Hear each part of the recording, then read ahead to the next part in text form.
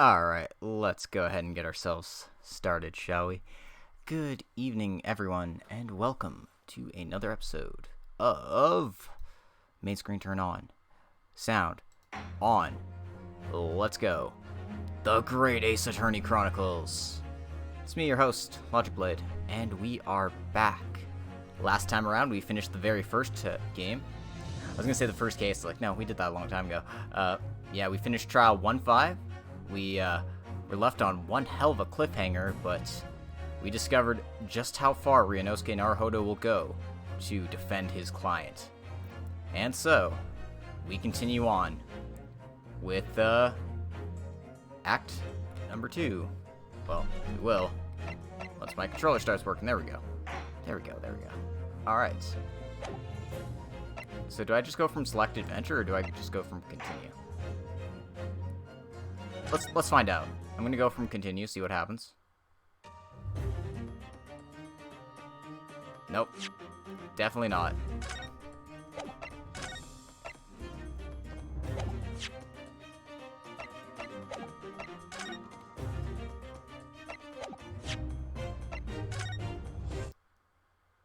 I was like, yeah, let's just hit continue. No. We gotta start like this. Great Ace Attorney 2. Resolve. And, clearly, just start from new game. Here we go!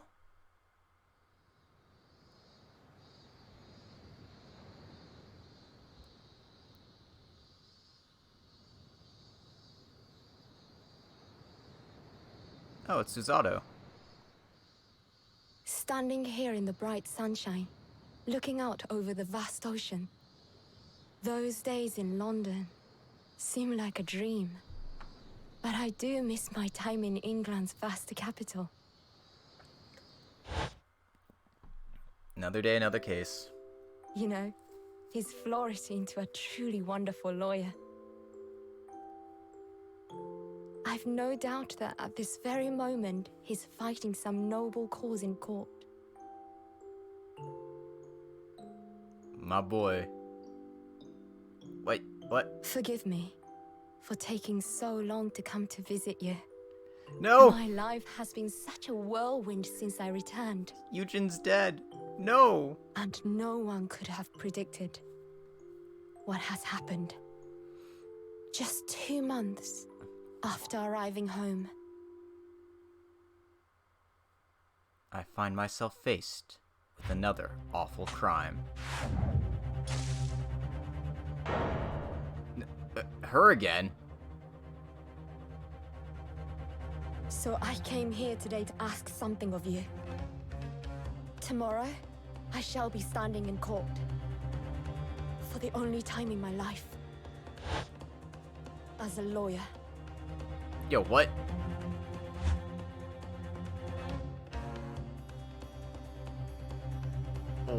What the?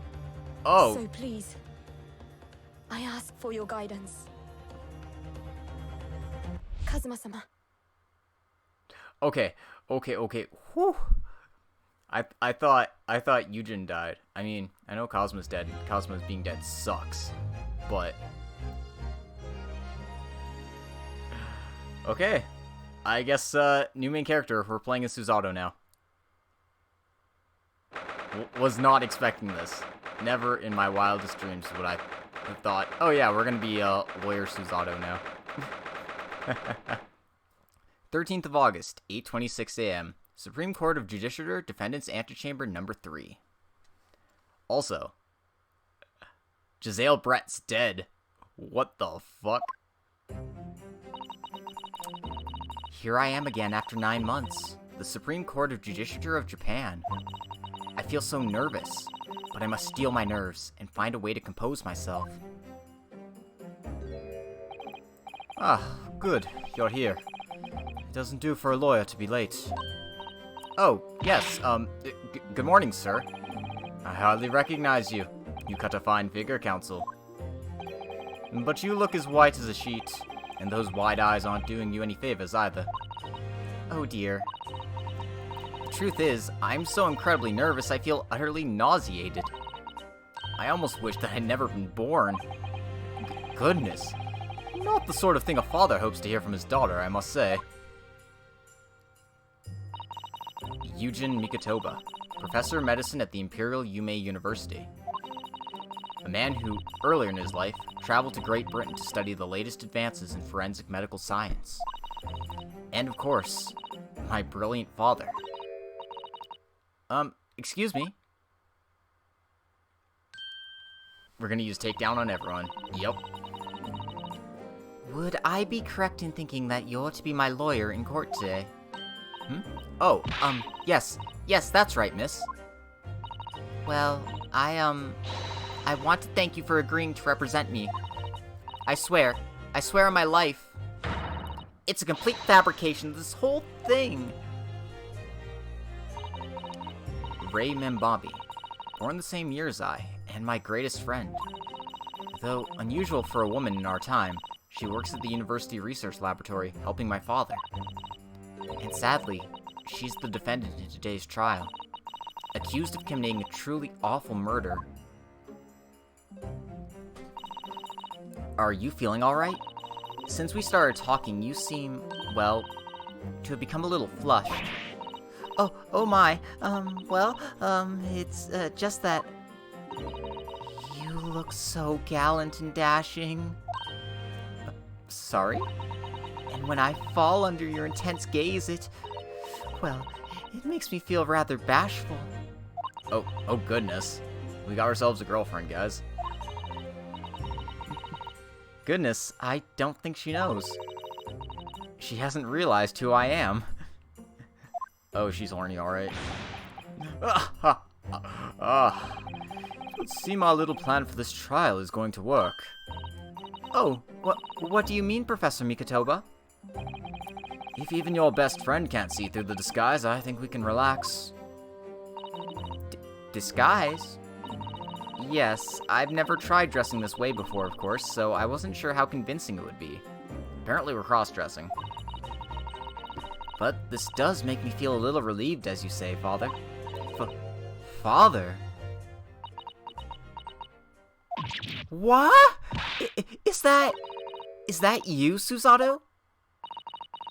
I'm so sorry I didn't say something sooner, Ray. It's just that— No! What are you doing? What's going on? What? That varsity uniform, that varsity cap, that varsity cape, that varsity badge. Look at you! You look for all the world just like a student of the Imperial Yume University. A male student. I'm so glad you think so. It means all my preparations have been worthwhile. I woke at 4 this morning to make a start. But I don't understand. Why are you dressed like that? Well, you see, it was the only way. The only way she would be permitted into the Supreme Court to take on your defense in this trial. My defense? Never before in my life have I felt so frustrated at having been born into this body. Courts in Japan are barred to women. We're not even allowed to set foot inside the courtroom. Despite the fact that the laws of the land apply to all people, male and female alike. But women are forbidden. Just for today, I'll be leaving my true self at the courtroom door, so that I can act as your lawyer. Oh, Susato, you'd go to such lengths for me? Of course, you're my greatest friend. I just worry that I shan't be the lawyer you deserve. Oh no, I have complete faith in you. Ray. It's so strange, though. I mean, you're such an accomplished judicial assistant already. And yet, just because you're a woman... What a wretched reason! I mean, why shouldn't you be allowed in court? You're so gallant and dashing. Ray? Please don't look at me like that, with those flushed cheeks and doting eyes. Oh, I'm sorry, it's just... You really do look so dashing. Yes, you've mentioned that once or twice. Oh, you should be pleased. It means you look convincing as a man. I am pleased, I think. It certainly helped to bolster my confidence today. Ray, you're managing to put on a brave face in all this, but I can see through it. I've noticed how your shoulders are slumped and how you're trembling ever so slightly. Susato, you do believe me, don't you? I didn't do it. I couldn't have. I mean, murder. Of course. You have nothing to worry about. Your conscience is perfectly clean. Isn't that right? Yes. Yes, it is. Perfectly clean. I have absolutely no doubt in my mind about your innocence, which is why I'll stand by you until the bitter end in this trial. Whatever happens, I'll always be on your side. Because that's what it means to be a defense lawyer. It means so much to me, Susato. Defendant! Counsel! Court is about to begin. Proceed to the courtroom at once. You should go in at once, Ray. If you're late, the judge won't hesitate to pronounce you guilty. Oh. Stand aside! I don't think I've ever seen her run so fast. Well, Susato, you certainly surprised your father, going to such lengths to be admitted into the courtroom, and with no prior experience of being a lawyer. There was simply no other way. That's all there is to it. But father, you haven't told her, have you? I mean, I'm right in assuming that Ray doesn't know how it came to this. Yes, quite right. I've kept that information from her. It would only worry her if she found out that no other lawyer would agree to take her case. I didn't want to burden her with that. And is it true? The reason why every other lawyer is refusing to take the case? Is it really because of who the victim was? We should be making a move now, too. As you know, law isn't my field, but I'll do what I can to support my student. Thank you, Father. I am Susato Mikitoba, a judicial assistant. 8 months ago, I accompanied a student of law on a study trip to Great Britain. But 2 months ago, due to unforeseen circumstances, I found myself back in Japan. How many times have I wished that he were here, I wonder. Still, I have no choice now but to steel myself for the trial ahead. Wish me luck, Naruhodo-san.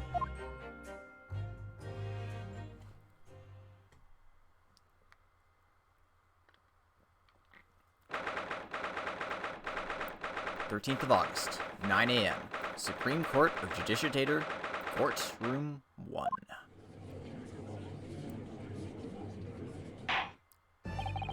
This court is now in session to hear the trial of Ray Membami. Prosecution is fully ready to proceed, Your Excellency." Defense counsel, are you ready? Yes, Your Excellency, we are ready. Ready? Yes, counsel. According to your registration details, your name is, Ryutaro Naruhodo. Is that correct? Sorry? Oh, yes, I had to come up with a suitable male name for you for this little venture, so I'm afraid I'm afraid to say I simply put down the first name that sprung to mind. Well, counsel? Yes, that's right. That's me. Yes, I am Ryutaro. He has vowed to uphold the pride of the great Naruhodo clan. Oh. Seems Ryutaro may need to consider how better to uphold his manly act first and not overdo it. And those wild, wide eyes aren't doing you any favors either. Just relax and listen. Naruhodo? A fresh face in this courtroom, if I'm not mistaken. But the name Naruhodo, would that perchance be... You may be thinking of Ryunosuke Naruhodo, currently in Britain as part of a study program. This is, his cousin. That's right. Ryutaro here has been studying in the provinces, but was called to the capital for this trial. I assure you, in matters of law, his knowledge rivals that of any of Tokyo's preeminent lawyers. Any of them? Tut, tut, tut! What a pitiful situation! Having been rejected by every lawyer in the capital, the accused has to call in a country boy. How dare you! Susato is every bit as gallant and dashing as any of your Tokyo attorneys. I won't have you making fun of her. Her? Oh, Please be careful, Ray. What an unrefined tomboy we have here. But I wonder, is your gallant and dashing lawyer up to the challenge of defending you? His wide, skittish eyes very much suggest that he is not. I'm so nervous. Now that I'm standing in his shoes, I'm starting to understand what Naruhodo-san goes through. Like it or not, eyes are wont to flit.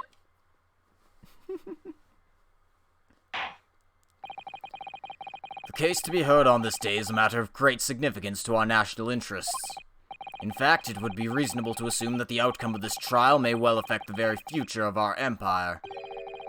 Just like the trial 9 months ago. And yet for proceedings of such importance, we have this unknown yokel by the dock. Dear me. Perhaps this would be an appropriate moment for me to assess the defense, to determine whether you are sufficiently competent to practice in this courtroom. 9 months ago, when a certain other Naruhodo stood where you're standing now,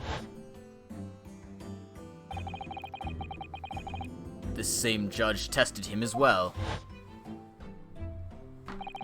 And even though he was just a student at the time, not even of law, he passed the test with flying colors.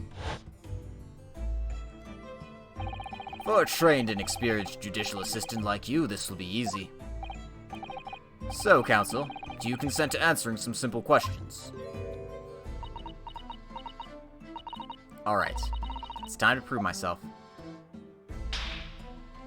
Aw, she's even got some of the same animations too, it's adorable.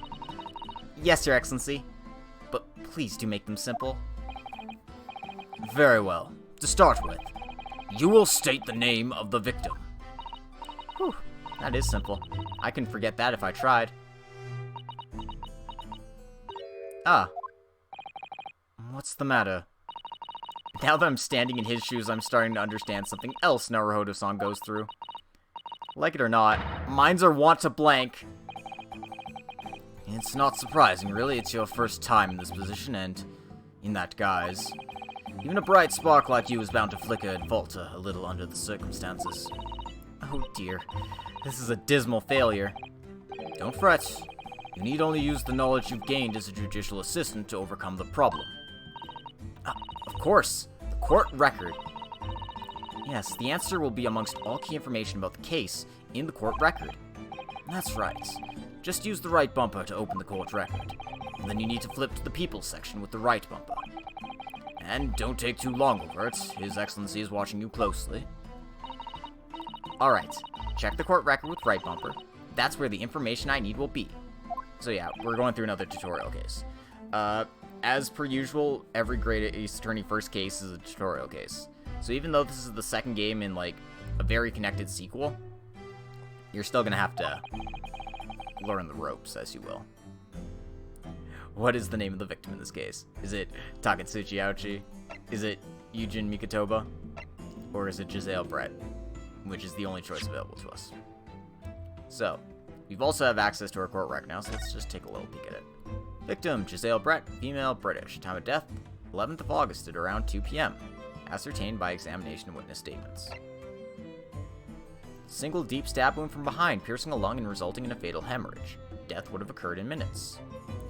Notes. Extreme meiosis. Pupil constriction was observed in the victim in both eyes.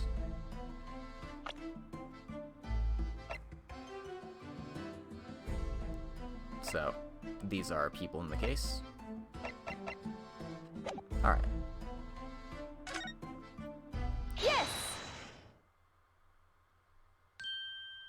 Oh my god, so cute. The name of the victim who lost her life in this case is Miss Giselle Brett.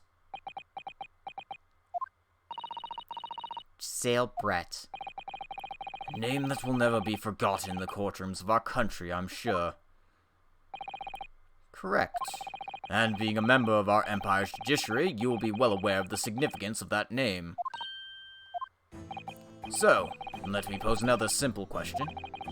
As you know, Miss Brett was a visiting student from the Empire of Great Britain. Why then is her name indelibly associated with our own empire's judicial history? Obviously, you won't have forgotten that case from 9 months ago. But if it's proving hard to recall the finer points, everything you need is included in the court record. Obviously, I still remember. That was the start of everything. Giselle Brett, behind the woman student persona, was the face of Queen Victoria. Yes! 9 months ago, a visiting professor of medicine at the Imperial Yume University was killed, and the culprit was Giselle Brett. Yes, she was a killer. At the time, our country had just signed a new treaty with the Empire of Great Britain, and it was in the midst of this delicate diplomatic situation that the incident occurred. An Englishman, Dr. John H. Wilson, was shot dead. I believe he was an associate of yours, Professor Mikotoba. Yes, I was indebted to the man. He'd been my mentor when I went to London to study forensic medicine. Indeed, it was I who invited him here to Japan as a visiting professor at the university. Naturally, the murder of an Englishman on our soil was a matter the government wished to resolve rapidly. Indeed it was, which is why a secret trial was conducted here at the Supreme Court. A student of the Imperial Yume University was arrested on suspicion of murder. A second-year English language student by the name of Ryunosuke Naruhodo. With the help of his best friend, a student lawyer, the accused conducted his own defense and exposed the despicable crime committed by Miss Giselle Brett.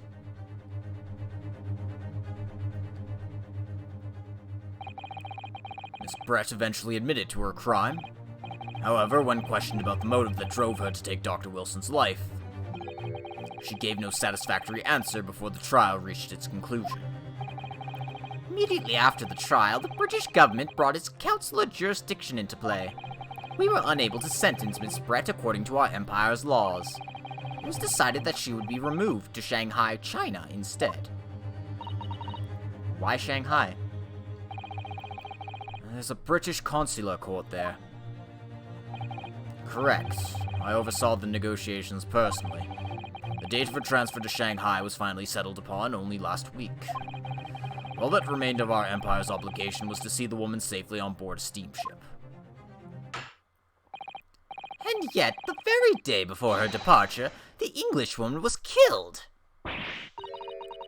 Only the day before?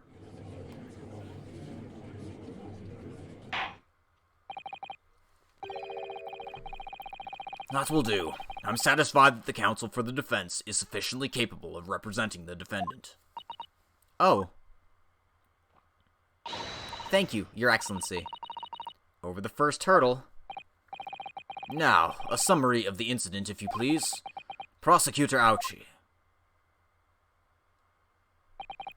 As is your wish, Your Excellency. The repugnant crime took place on the 11th of August, in broad daylight. On the outskirts of the imperial capital, under a bright blue sky, at a secluded bathing spot by the sea.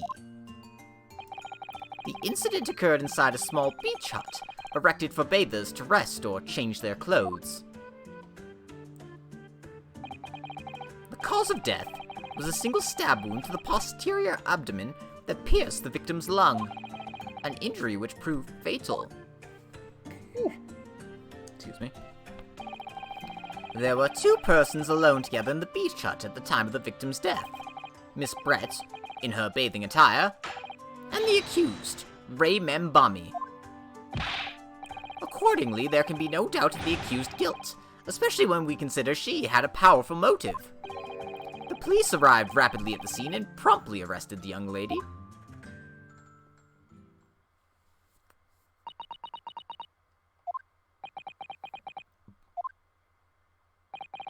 Well, that extraordinary description of events leaves me somewhat lost for words, I must say. That's certainly true. The prosecution summary was full of words that raise an awful lot of questions. As a lawyer, I really ought to pick up the prosecution counsel on what he said about... I mean, I assume all of these things are important. We need to know more about the location. We need to know more about the motive. All that fun stuff. Let's ask about the motive first, shall we?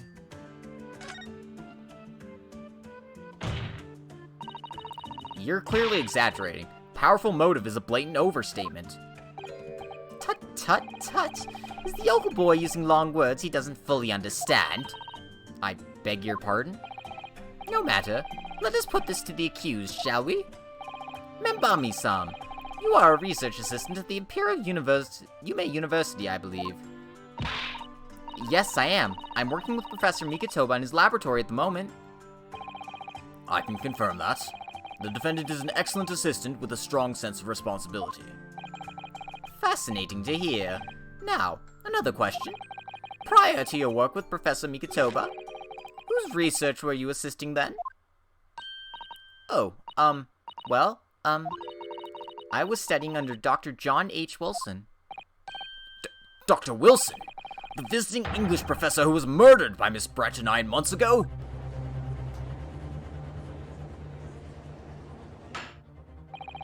The accused had a deep-seated respect for her former mentor, Dr. Wilson. Is that not true? Yes, Dr. Wilson was a wonderful man. Interesting. Then tell the court what deep-seated feelings you had towards the Englishwoman who killed him. Well, obviously I was filled with hatred for what she'd done. A powerful hatred. Ray, no, stop, like... No, bad. Quiet, shh, no. Oh no, Ray, be careful of what you're saying. The motive was revenge. Plain and simple, Your Excellency. How are we feeling about the manliest lawyer? Ryotaro Suzato-san is too powerful. Well, it was clearly a trap all along. How wicked of him to use Ray's undying respect for her former mentor against her like that. I must find out more details, and something we can use to bolster our defense. Hey Lenny, how's it going? Hey Crimson, how's it going? Hope you're all having a wonderful time. Let's learn more about the location, shall we? If I may, Prosecutor Ouchie. What do you want, you fresh-faced young yokel student? I wonder, could you explain, please? You mentioned a bathing spot. Ha! My apologies. Clearly, my modernity has confused the poor country bumpkin's simple mind. Bathing spots are the very latest trend in health practices from the West. We are told that bathing in the water of the ocean is curative, therapeutic, and excellent for the skins. No, that's not what I meant. I was referring to the fact that Miss Brett had, to all intents and purposes, been found guilty of murder. Why would a known criminal have been relaxing by the sea?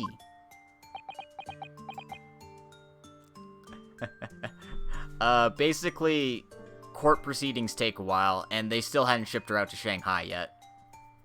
She had been waiting to get shipped out to Shanghai for about 9 months. And the day before she leaves, whoop, she's dead now. For old time's sake, I believe. I'm sad I wasn't able to see your reaction to seeing Giselle being the victim. I thought she was gonna be the killer again. When I first saw the trial start, I was like, oh shit, she's the killer again. And I was like, wait, no, she's dead? What? For old time's sake, I believe. Sorry. Miss Brett was to depart for Shanghai the following day. Her final wish, as it were, was to enjoy a day at our country's wonderful coast. And the British Embassy put extreme pressure on our government to comply. But on what grounds would we agree to such a request? Because, as usual, our government is unable to stand up to foreign powers. In matters of diplomacy, it seems we don't even have the courage to decline the whims of a known criminal. Don't look at me, Professor. It was the government who granted permission, not I. In any case, it was decided that with a dedicated detective on duty, nothing could go wrong. Was that dedicated detective Mr. Hosnaga? Because things tend to go wrong whenever he's involved. But in fact, a murder took place. I said don't look at me. It was that young student girl who did it, not I. No one has proved that yet. I wouldn't provoke the man if you don't need to. At this stage, I need to gather more information, I think. As a lawyer, I really ought to pick up the prosecution counsel on what he said about being alone together. Membami-san? Yes, what is it, Naruhodo-san? I'm really starting to wish we made my alias Ryotaro Suzato. Please tell the court exactly why you were present with the bathing spot with the victim in the first place. And why you were alone with her. And this is why World War II happens. Also World War I. Oh, well, no, that's not true. It wasn't like that at all. There were other people present. A detective who was guarding Miss Brett, for starters. I was just asked to accompany Miss Brett as a companion, that's all. But let us be clear. At the moment of her death, you were alone together with the victim in the hut. You and no one else. The truth is, there's only one reason why this young woman accompanied Miss Brett on her bathing sojourn. It was the accused's last chance to take the victim's life. No. Because, as we know, the following day would see Miss Brett extradited to the British authorities in Shanghai. And the accused would never have an opportunity to dispatch her again.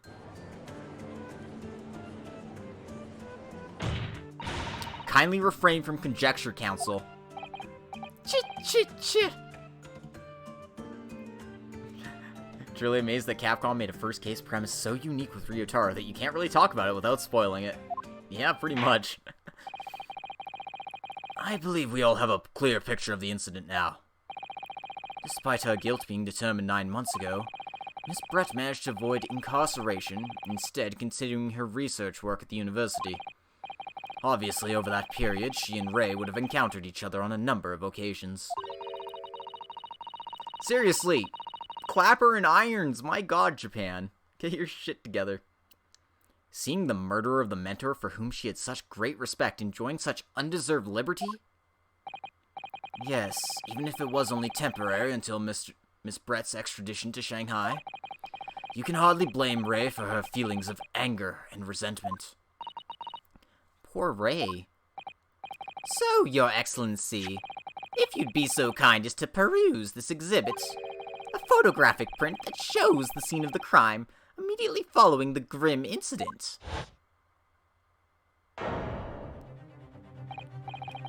Yes, thank you, Counsel. A tragic image. As you can clearly see, there is nowhere within the hut that anyone else could have hidden. The court will accept this photographic print as evidence. Yeah, 9 months to get extradited, no kidding. As I understand it then, the victim and the defendant were alone inside the beach hut at the time. This is deeply troubling, I must say. The finger of guilt points firmly at the defendant. Well, Your Excellency, naturally the prosecution has much more to its case. We intend to prove the accused's appalling actions beyond all possible contention. To that end, I can confirm that we have multiple witnesses to the crime and damning evidence. Witnesses? But who? One of whom, I might add, is a highly respected police detective. I assure you, the testimony of these witnesses will leave no room for doubt. Now come on in, Herlock Sholmes! Wait, he's not in this case. Damn it!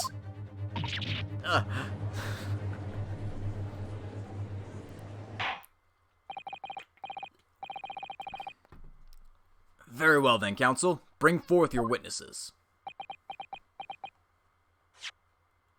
Before I do, I want to take a look at this photograph here. Only Herlock were here to do a dance of deduction with Susato. Yeah, no kidding. Ugh, black and white prints. I hate them so much. Although, here's my guess. She wasn't actually stabbed in the back. Well, she didn't die from that. She was poisoned. That's my guess. She drank the wine, she passed out, fell over, and then somebody gave her the knifey just because. I, Takatsuchi Ouchi, have been waiting for this moment. Sorry? Oh yes, I haven't forgotten. That trial 9 months ago here in this very courthouse. When that irreverent little student boy utterly humiliated me.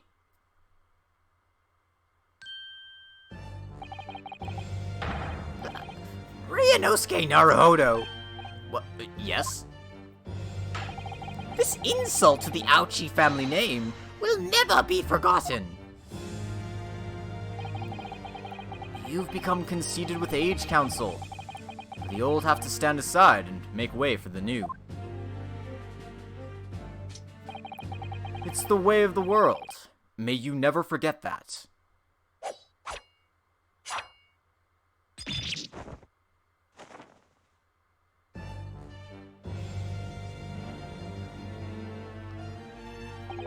Strike the head of a samurai whose top knot has been cut, and the bell of cultural enlightenment tolls. Yes, on that fateful day my former self died. The start of your own mini Meiji revolution. Are you modernizing as well, Council? Silence! Since I swore revenge back then, there's been a minor miracle atop my head. Observe the Ouchi growth. You see the seed of hope sprouting forth from this barren expanse of my crown? I think that tiny growth is trying to tell me something. I'm afraid I can't really see. Where's the hope exactly? I said silence! Today I face another yokel student of the Naruhodo clan.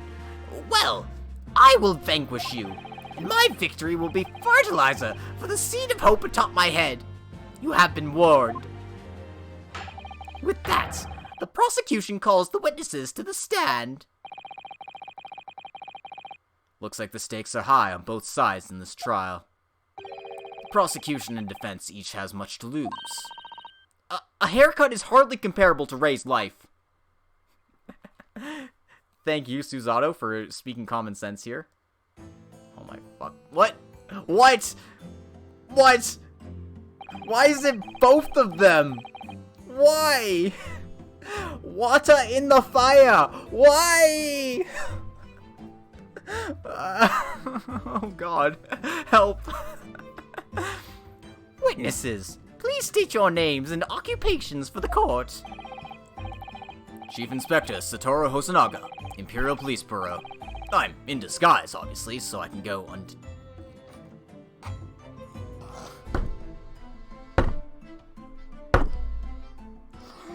Oh my god! Why is he wearing a turtle on his head? What the hell? Oh god. I'm fine. I was just hitting my head on the table. What the hell? Oh my god.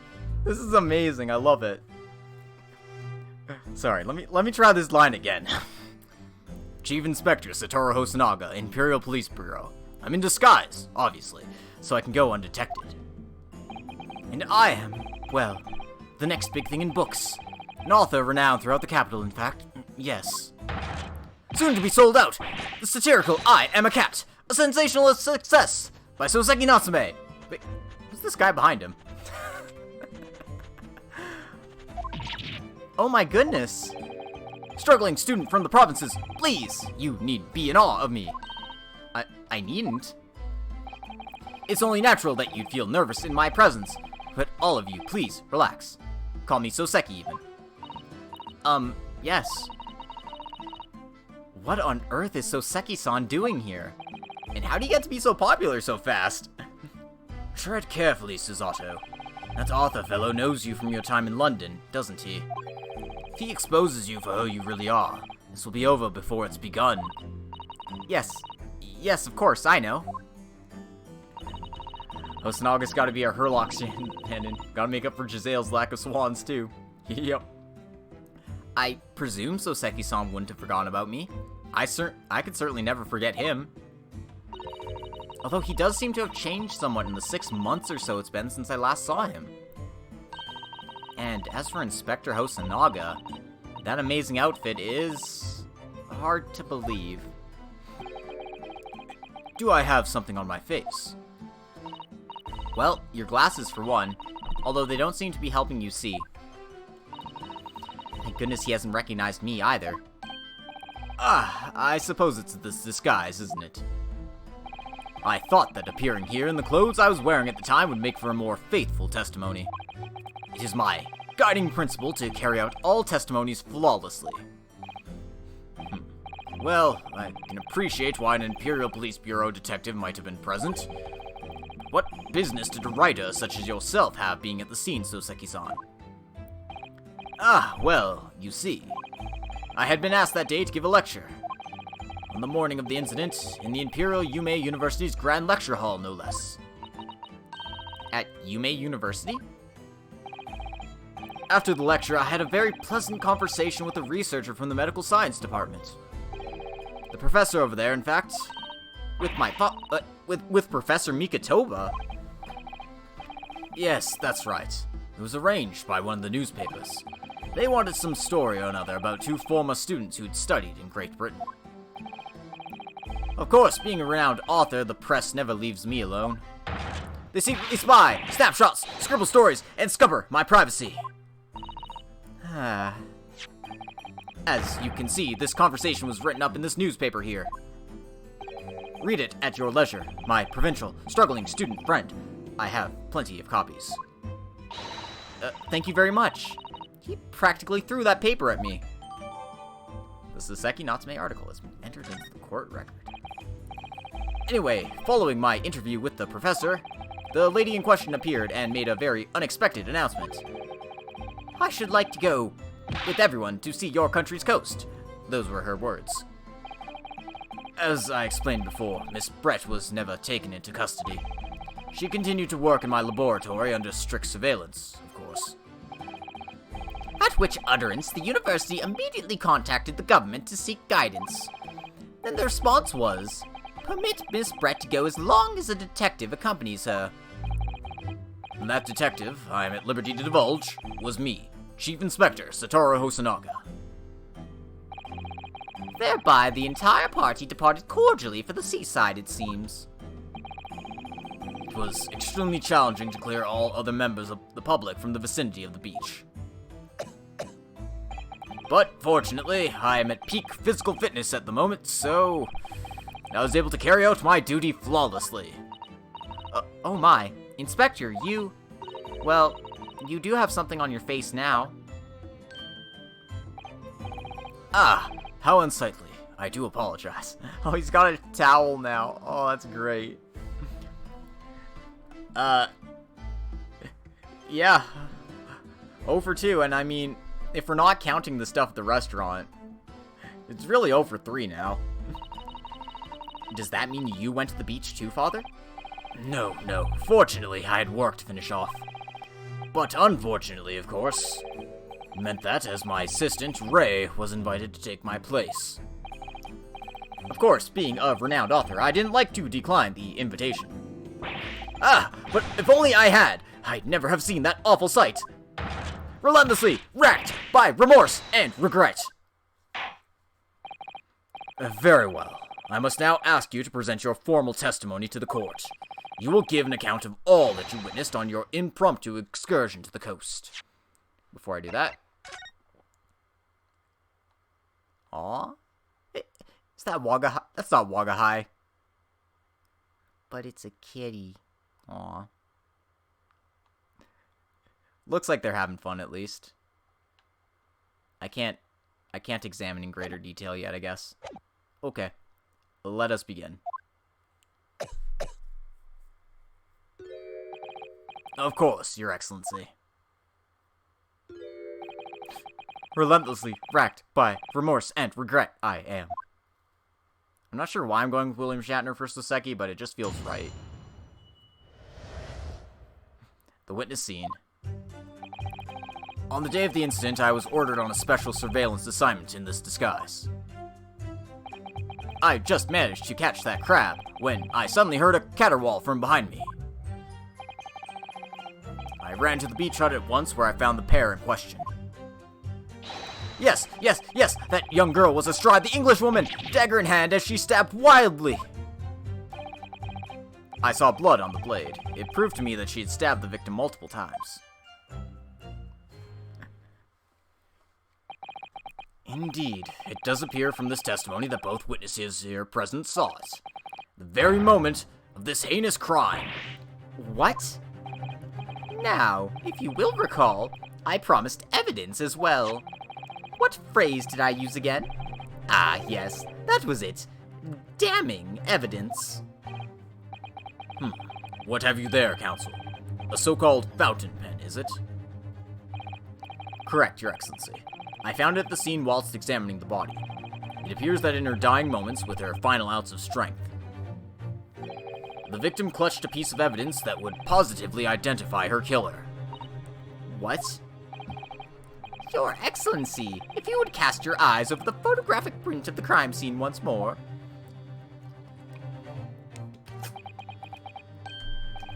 Ah, goodness me! Yes, the victim is clearly grasping something quite deliberately there in her hand. That's right, the fountain pen.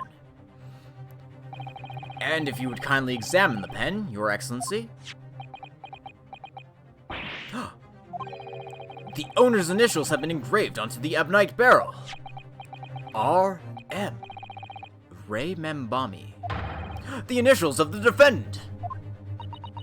Oh, no!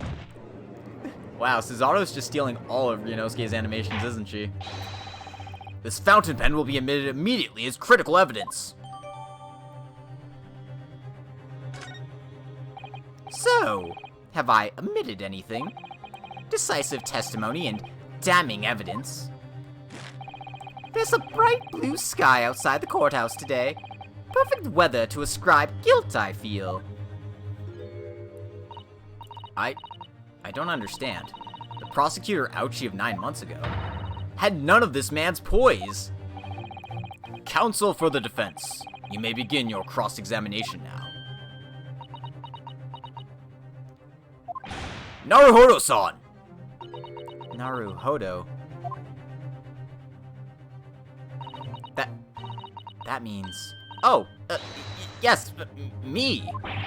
Is there another Naruhodo in my courtroom? Actually, there isn't even a single Naruhodo in your courtroom. Cousin Ryotaro, pull yourself together, please. Alright. I've seen this countless times as a judicial assistant. Find inconsistencies in the witness's testimony to prove that they're lying somehow. That's all there is to it. That's how a real lawyer would handle a cross-examination. So, let's see what I can do.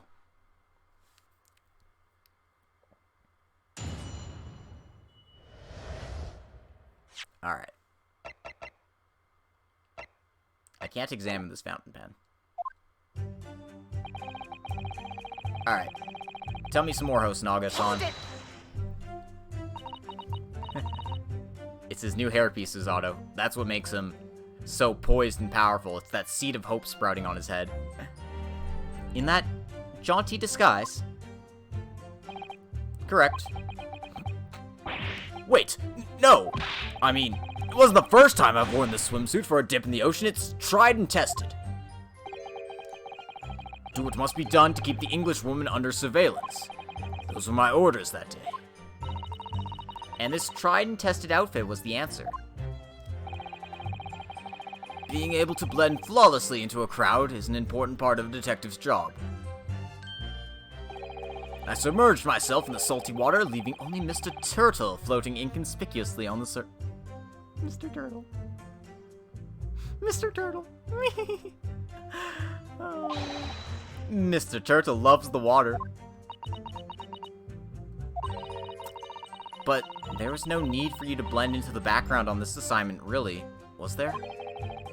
If it made you that late arriving on the scene, I think perhaps you had your priorities wrong.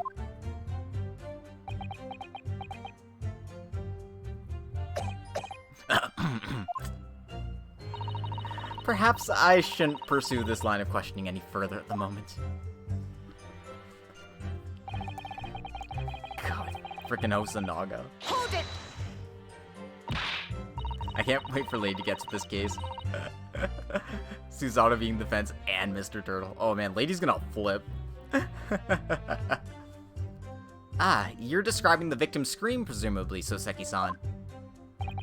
In more literary terms, you might say it was a scream that could have pierced the heavens. Gah! Or the like. Of course, that's just a metaphor. We, renowned authors, aren't wont to describing things so. Soseki-san wasn't at all like this in England. Anyway, I spun around at the noise, and the beach hut immediately fell under my gaze. Yes, the beach hut. The area is popular with government ministers. Many have seaside retreats there for rest and recuperation. Locals are prohibited from entering the area, so it's always very quiet. The beach hut is a simple structure, erected as a place for people to change or to take refuge from the sun. Although, the Englishwoman commandeered the hut for herself, which meant that I was forced to change into my swimwear on the sand. Oh, I imagine that was rather embarrassing for you. Well, anyway, I tossed the crab aside and headed for the beach hut at a run. Or, in more literary terms, I decrabbed and beetled off hut-wise. Oh my god. Susanoo also came back with a British accent. Yeah. Hold it! How unfortunate. She's stuck with the British accent now, and it'll never go away. Wait, by pair, you don't mean to say... But how could that be? No, you misunderstand. Obviously, I mean the victim and the defendant, Rei Mambami-san. Oh, it would have been helpful if you could have just said that from the outset. If you jump to conclusions, you have to expect to fall flat on your face sometimes. Dear me, pinning your hopes on such an outside chance. Foolish. Very foolish. It really was an outside chance, I just wish I realized that before I said something silly.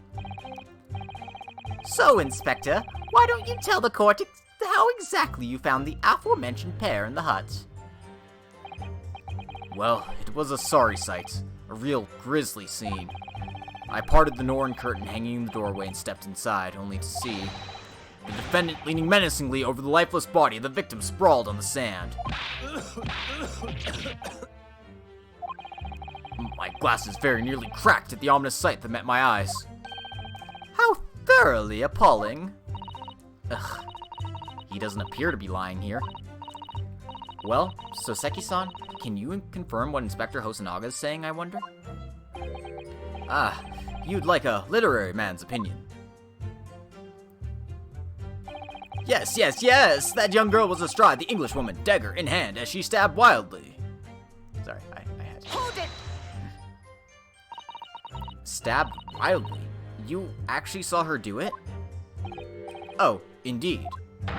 The terrible specter! The terrapin inspector! The bloody torrent! The author's torment! Ah! Every sight and every sound is still carved in my melancholy memory. That was my impression, at least, as a future literary sensation. Counsel!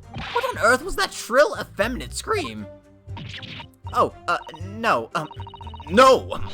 What are you insinuating? I'm as manly a Japanese man as you. I wonder if I might interject here, Soseki-san. Something you said is troubling me. That was my impression, were your words just now, I believe.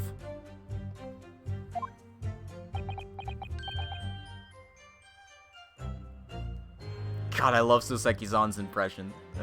His little animations are so good. Oh, so, do you mean to say... you're not confident that you really did see what you described. No! I mean, yes, I know what I saw. My ears didn't deceive me when I heard that scream, hence my eyes didn't deceive me either. I could describe everything I saw vividly. I could publish it all in tomorrow's newspaper serial.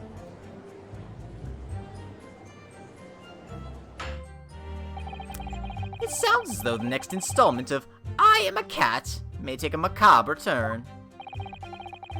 I think this is a fool's errand.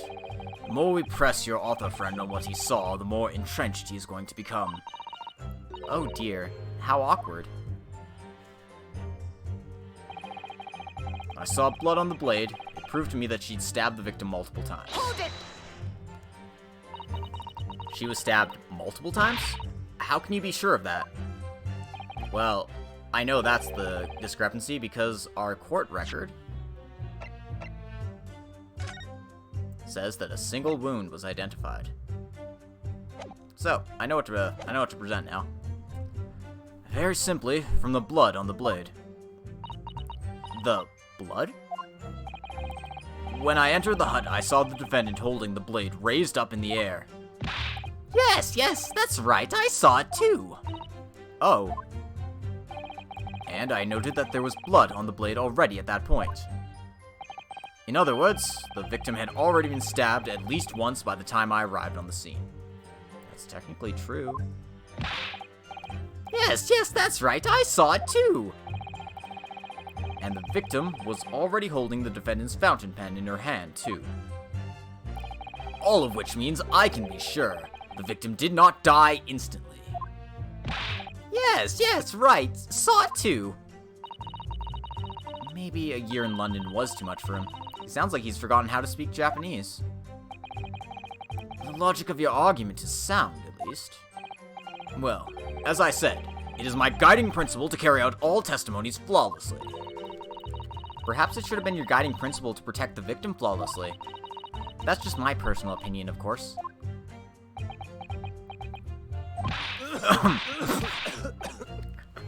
Oh god, I love it.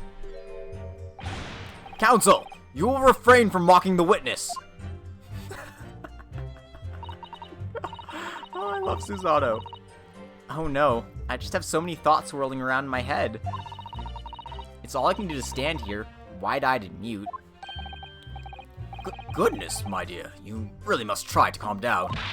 But how am I supposed to find an inconsistency in what these two gentlemen are saying? I don't see why either of them would have any reason to lie. What you must remember, I think, is that witnesses may inadvertently lie at times. For various reasons, a misunderstanding, a mistaken observation, a delusion, even. Oh, a delusion. What's important is that we determine the truth. There's only one sure way to do that. Yes, with evidence, of course. Spoken like a true judicial assistant. During witness testimony, you can use the right bumper to pick a piece of evidence to present for consideration. So you need to listen carefully to each statement, compare what's said to the details in the court record. If you find some conflicting information, that may be the inconsistency you're looking for. Yes, it's all about inconsistencies. Once you've identified a witness statement that appears to conflict with a piece of evidence, present the evidence to the witness with why, and the way ahead will present itself to you, I'm sure. Yes. Alright then. I'll consider the details of all the evidence in the court record against each statement to find an inconsistency. I hope I'm up to the task. Don't forget that you can have the witnesses repeat their statements as many times as you'd like. Everyone has to start at the beginning, remember. Those wide eyes are quite forgivable. And besides, there's no one else to defend the poor girl. You're right. I need to listen to the testimony again from the start.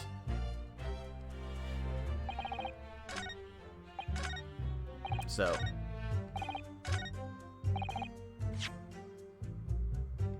Objection! Wow, she doesn't even have to go yes. She goes straight into objections. She's a natural.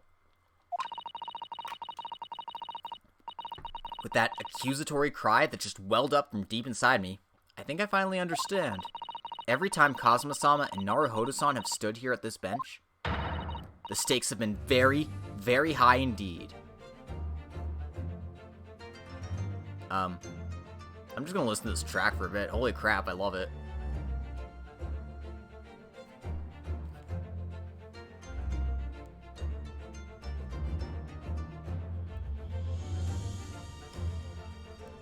Oh my god, this is so good.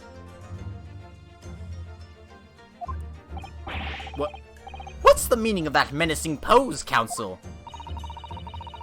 I'd like the witness to clarify something for me. Who? What? Where? When? How? Not you, Soseki-san. This query is directed at Inspector Hosonaga.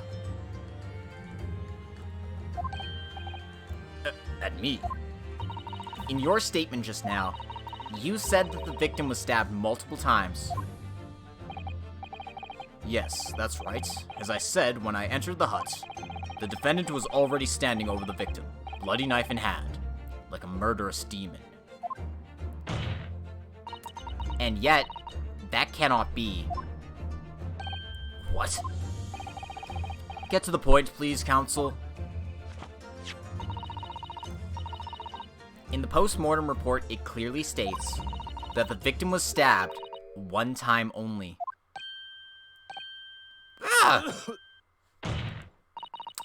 In other words, Inspector Hosanaga's testimony is clearly flawed. And Soseki-san... Me?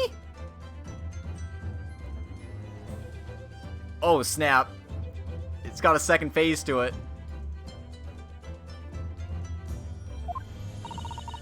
You claim to have seen Mambani-san in the throes of stabbing the victim. Yes I did. Wildly. But both you and the inspector confirmed the same point. That there was already blood on the knife that you saw the defendant holding. That track before was literally the hype man for the injection. Yeah, well, damn. Got me hyped, that's for sure. Yes, and it's quite simple. We know the murder weapon was used to stab the victim only once. Therefore, there's no way there could have been blood on the knife if that single stabbing hadn't already occurred. True. Then what exactly is your contention, Counsel? Are you ever going to tell us? Yes, Your Excellency. There's only one logical conclusion. What Soseki-san in fact saw was not the moment that the defendant stabbed the victim at all, but the moment that the defendant in fact withdrew the blade from the victim's body. That can't be! Excellent work, Susato. You exploded at them without objection, and then proceeded to pull them apart systematically. Objection! Well, this takes me back. Yes, I seem to remember your cousin staged a scene much like this in that trial 9 months ago. A half-witted child with a half-baked objection attempting to steal the show. You're right, there were certain similarities. Except that so-called half-witted child managed to outwit the prosecution, who has only half a head of hair. Slander! My head is quite adequately dressed. In any case, all this talk of stabbing and withdrawing multiple wounds makes not a jot of difference. What? Why not? Engage your brain, young man.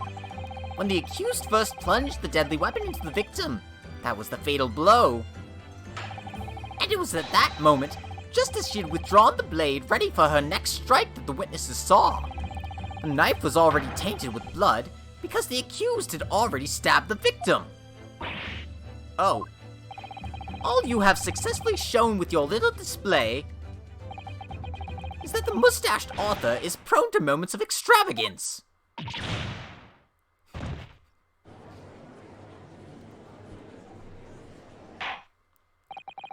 I am in agreement with the prosecution. If the defendant was seen wielding the blade at all, that is sufficient grounds for her actions to be viewed with suspicion. But if she was withdrawing the blade, then we are back where we started. Sorry? Consider this, young yokel boy. If the student girl is innocent as you claim, then why would she have pulled the blade from the victim? And with a demon's cold-blooded composure, too. The prosecution demands an explanation, and it had better be good. Why did Ray pull out the knife? Ah, yes. Going for the jugular. What does father mean by that? Let the court hear your answer then, counsel. The truth is, I don't really know. But I have to come up with a plausible reason here, or we don't have a case. The reason why the defendant pulled the knife blade out of the victim's body was surely so she could...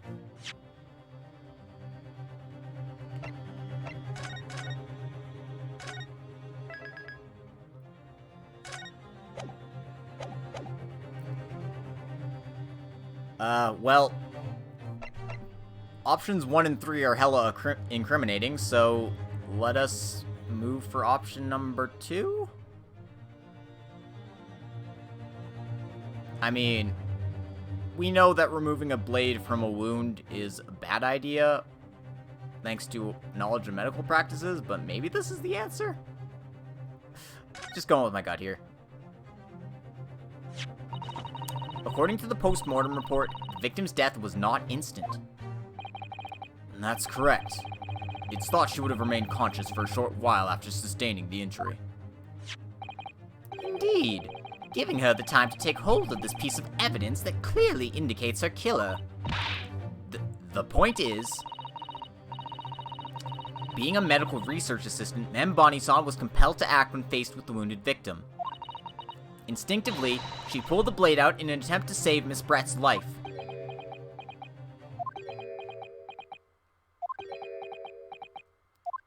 Guys, no, please.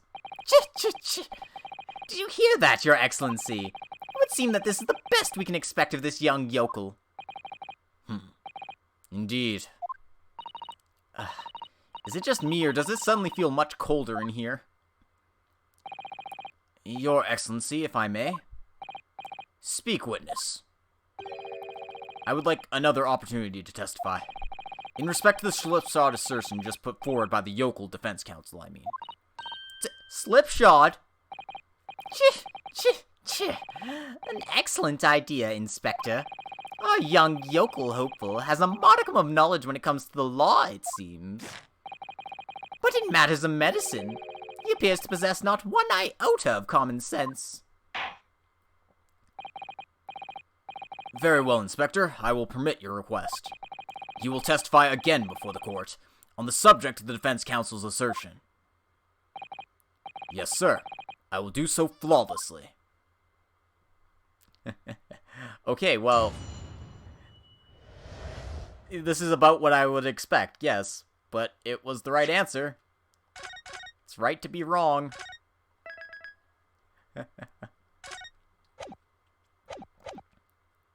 Forensic medicine primer. Pulling a blade from a wound without thinking could cause heavy bleeding. That's basic knowledge that any medical research assistant with an ounce of common sense ought to know.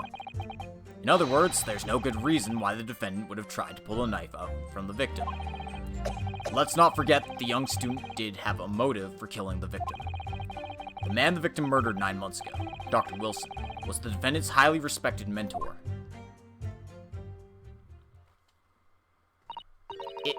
Is what you just said true, Inspector?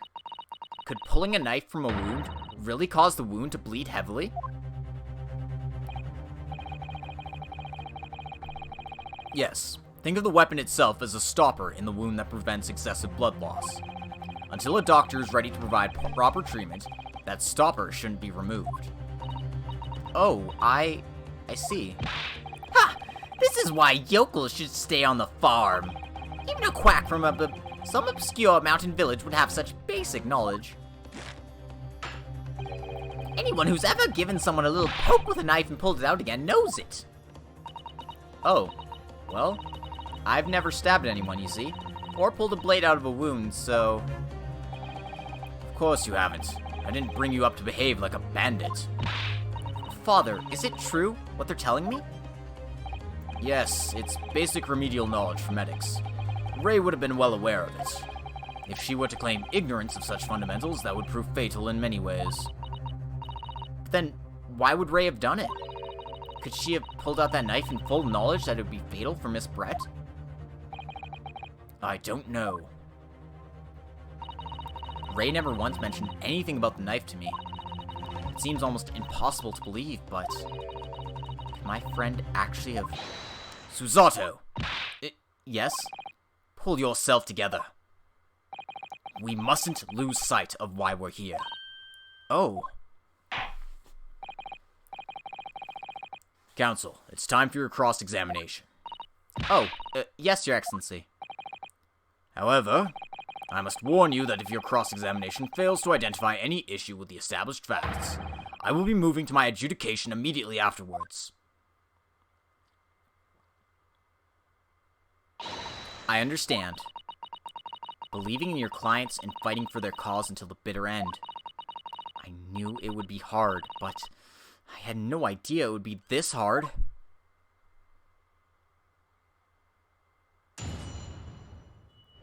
Alright, let's press some statements. Hold it! You say doing it without thinking could be a problem. Does that mean if you use due care and attention it would be alright? I wouldn't have thought this needed spelling out, really, but the blade is like a stopper in the wound. Remove it, and a serious hemorrhage will occur. In other words, a medic would need to be present before any attempt was made to withdraw the blade. Doing it without thinking would be madness. You just can't do it. Oh, well, thank you for such a thorough explanation. You see, Counsel, when you act without thinking, the result is a bloodbath. Back to the witness testimony, please.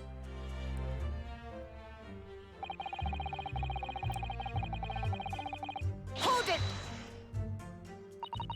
In that case, there's an obvious explanation here. Which is? Clearly, the defendant, Rayman Bami-san... Why? Susato, no! Susato, please! Why? Clearly the defendant, Rayman Bami-san, does not possess an ounce of sense. Why? What do you think about that, Professor Mikotoba? I'm not sure that you should be labeling your best friend as lacking in common sense. Well, I thought it would be better than labeling her as a murderer.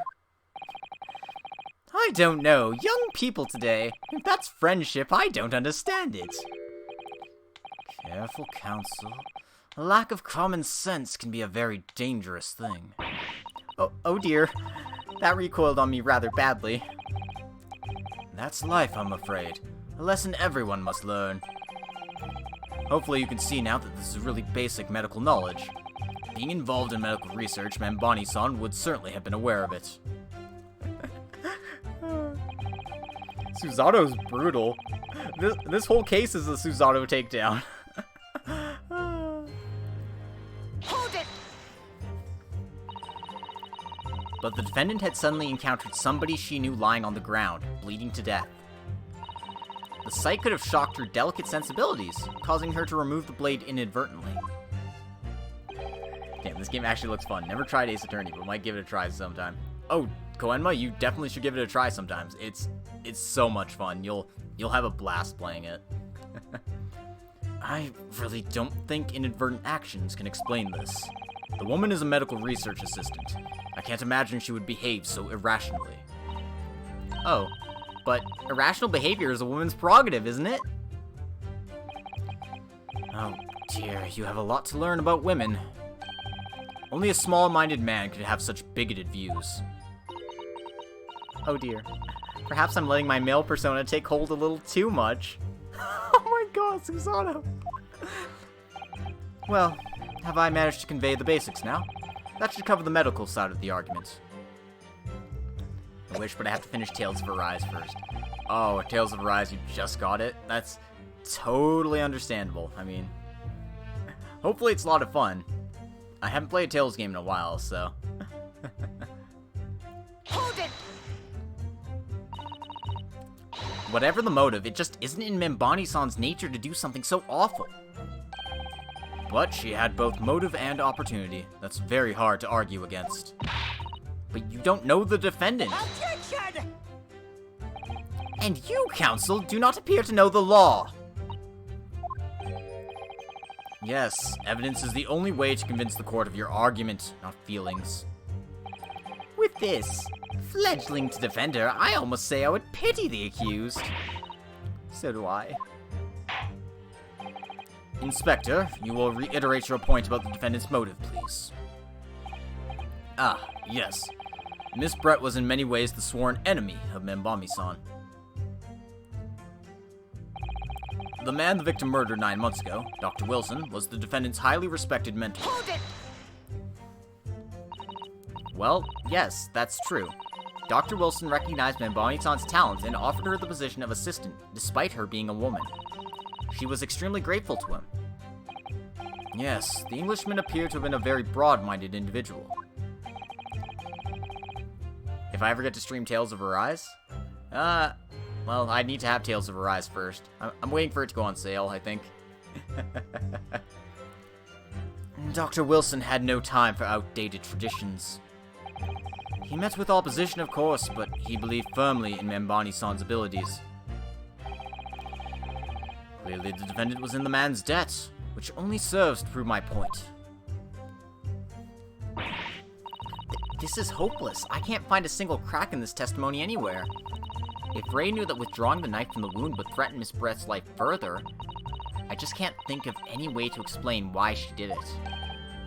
Susato, it's at times like this when it's especially important to remember the fundamentals. The fundamentals?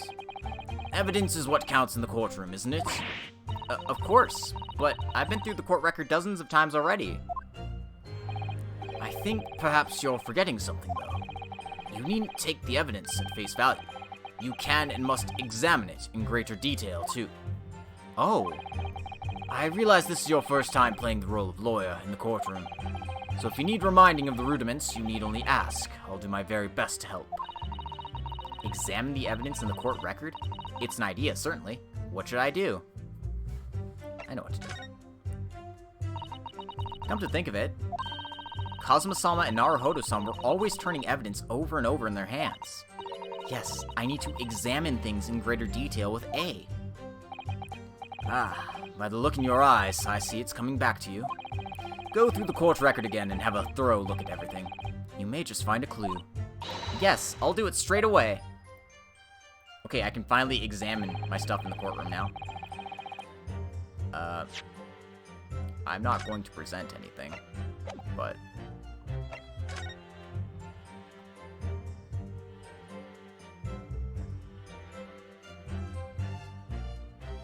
There's a wine glass, pen in hand.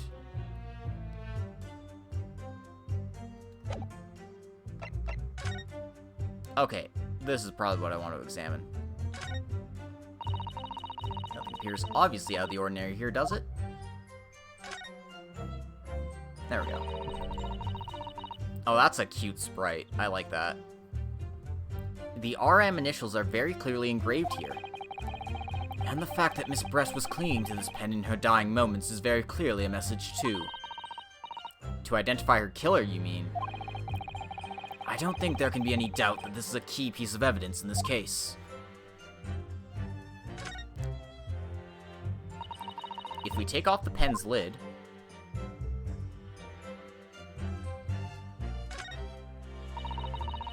Nothing appears obviously out of the ordinary here, does it?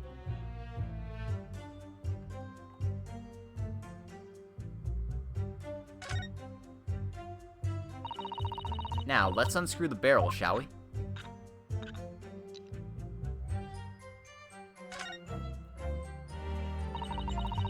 This must be the little reservoir that holds the ink. Yes, you fill it by drawing ink from a bottle up through the nib. Is something wrong, Father?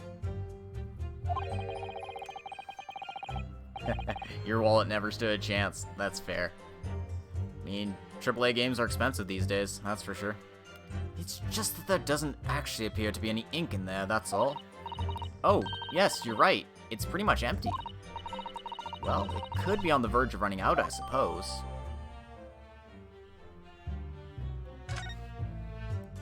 Okay, so we know that it's empty, but what does that mean for us? There's some sort of emblem here, look. But it isn't a Yume University one. It must belong to some other organization, I suppose. A business of some kind.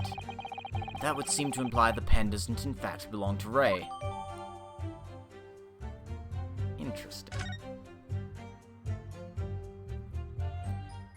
Well, do we have anyone else in the court record it could belong to at this stage? I think I've examined this pen to the extent that I can examine this pen.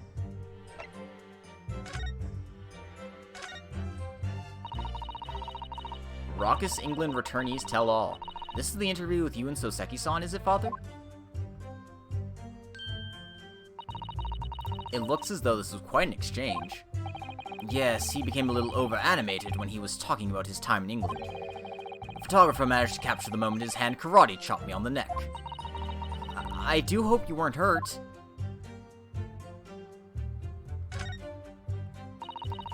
This is the newspaper from Soseki-san. There seems to be an important article on the back page as well. Exclusive. Deadly poison stole from Yume Medical Research Laboratory. From Yume's medical research? Father, isn't that your lab? What the? Let me see that. The poison's been stolen. It's this morning's paper that Soseki-san gave us. Are you saying you didn't know? As embarrassing as it is for the head of the laboratory, I didn't. I've not heard of any such thing. Where on earth could the reporter have gleaned his information? Come to think of it, there was no article mentioning this story in our paper this morning, was there? It's a highly toxic poison we've been working on in the strictest confidence. I put Ray in charge of the project. But Ray? She was managing it? If what's written here is true, it means that she tried to hide the theft from me. And moreover, the details were leaked somehow. I don't believe it. We need to read this article very carefully.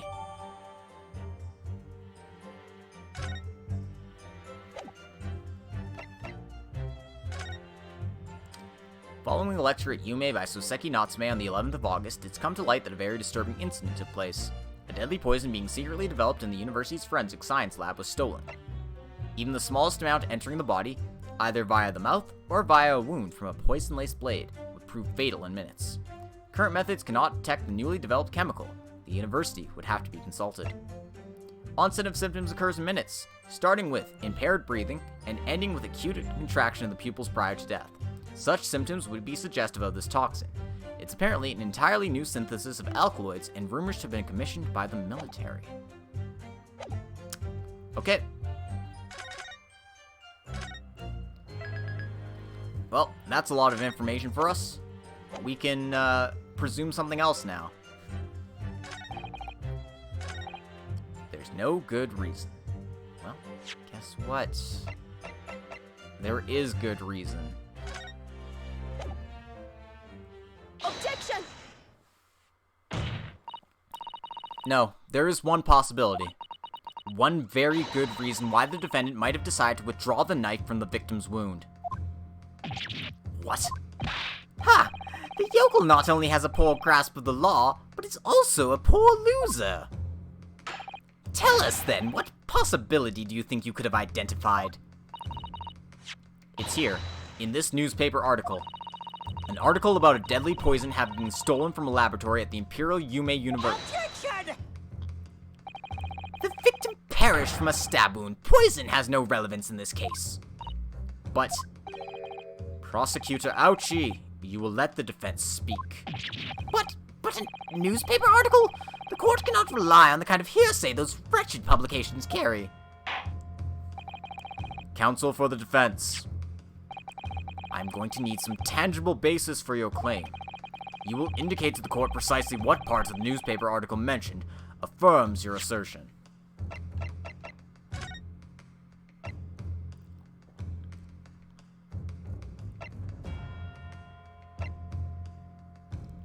Deadly in tiny quantities. So I would assume part 2. Your Excellency! Yes, of course. Thank you. Ray would never have done something to further endanger Miss Brett's life without just cause. The reason why the defendant pulled the knife from the victim's body is explained in the article where it says,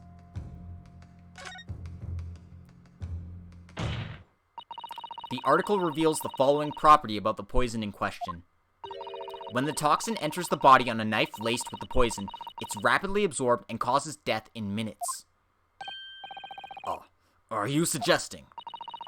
If the knife used to attack Miss Brett was laced with this very poison, it would explain why the defendant, Membami-san, would have withdrawn the blade as soon as possible.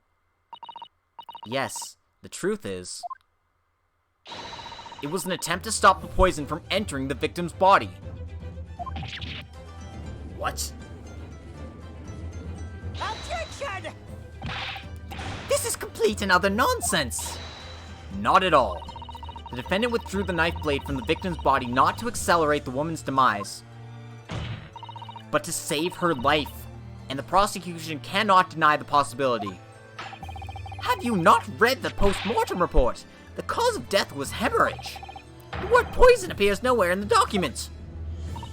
Well, that's because by acting quickly to remove the blade, the defendant prevented the poison from taking... Objection! Oh, please, this is clearly desperation, the weasel's last breaking of wind. Poison has nothing whatsoever to do with this case, as I believe the defense is well aware. We have no proof. The information in this wretched newspaper article is at all reliable anyway. In that situation, what the student should have done is wait for medical assistance to arrive. But instead, you claim she suspected poisoning and took the potentially lethal decision to remove the blade. She must have had a strong reason for her suspicions then, or the argument makes no sense. Exactly! Well put, Inspector. On what grounds did she do it, Yokel? Why did Ray suspect that stolen poison was involved? If you want grounds, I'll give you grounds. What? You can't possibly! From your expression, counsel, it appears those are not empty words. But naturally, as you stand in this courtroom as a lawyer, you must be aware the words alone, empty or not, are of no value in our modern justice system. The court demands evidence. Yes, Your Excellency. I'm well aware of that. I've seen it many times, from my place at his side in the Old Bailey. In that case, counsel, you will present the proof to the court now. What evidence demonstrates a clear link between this case and the poison in the newspaper article?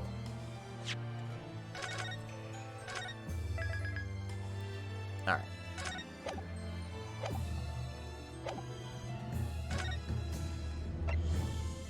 So, there's stream meiosis. Pupil constriction was observed in the victim in both eyes. Now, what does it say about the poison? Starting with impaired breathing and ending with acute contraction of the pupils prior to death. Such symptoms would be suggestive of this toxin.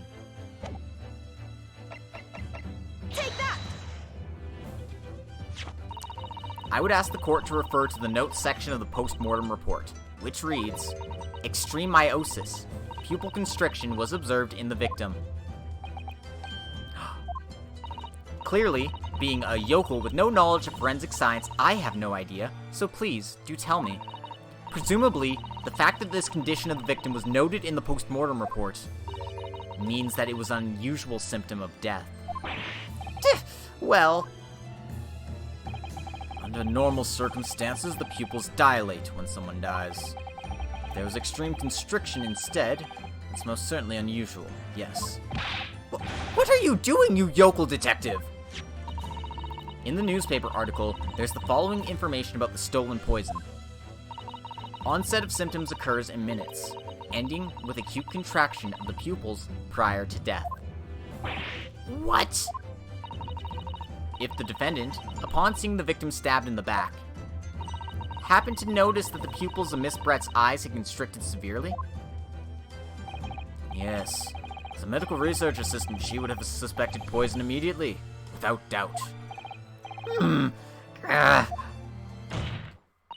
Prosecutor Ouchie. I think you'll agree. This is very compelling evidence. You! Yokel student and yokel professor!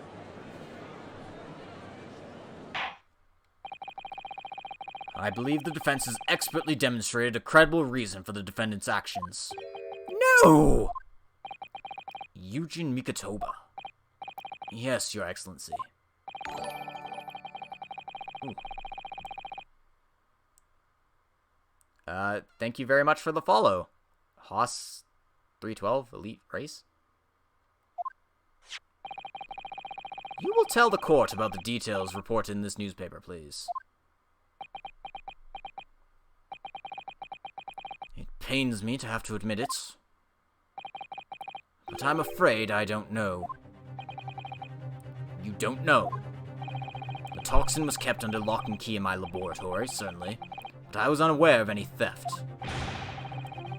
Do you mean to tell the court that the reports of this theft are unfounded? No, Your Excellency. Without returning to the laboratory to investigate myself, I couldn't say. Ha! Listen to the bumbling academic.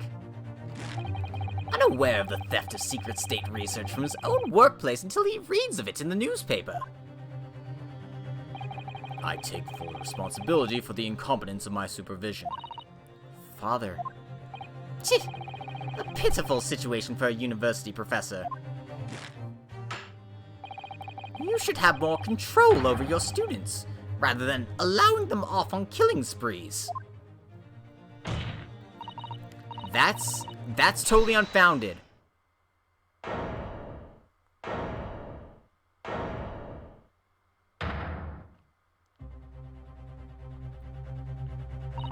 None of this is Professor Mikotoba's fault. It's all my fault. Ray? Membani-san, you stand accused here. Outbursts like this will not be tolerated. But it was me. I was the one who noticed that the poison we were developing had been stolen that day. What? So you knew? I'd been placed in charge of overseeing the project. It was the day that the professor and Soseki-san were interviewed together for the newspaper. That's when I noticed that some of the poison was missing. Just a tiny amount it was. Why didn't you let me know immediately? I was scared. The whole project was supposed to be confidential, but some of the toxin had somehow been taken. So, I decided I'd try to get it back before anyone else found out. Because I had a very good idea who the thief was. The thief? You don't mean... Yes, of course. It was that dainty English woman. Miss Giselle Brett. That's why I decided to join the little group of people going to the seaside. Inside the beach hut, I confronted Miss Brett. She just sat on a stool at the back of the hut, smiling sweetly at me if she knew she was untouchable. I know it was you who stole the poison. Well now, whatever do you mean? And then, she suddenly got to her feet, before falling to her knees in front of me and then collapsing on the floor. That's when I saw the knife in her back.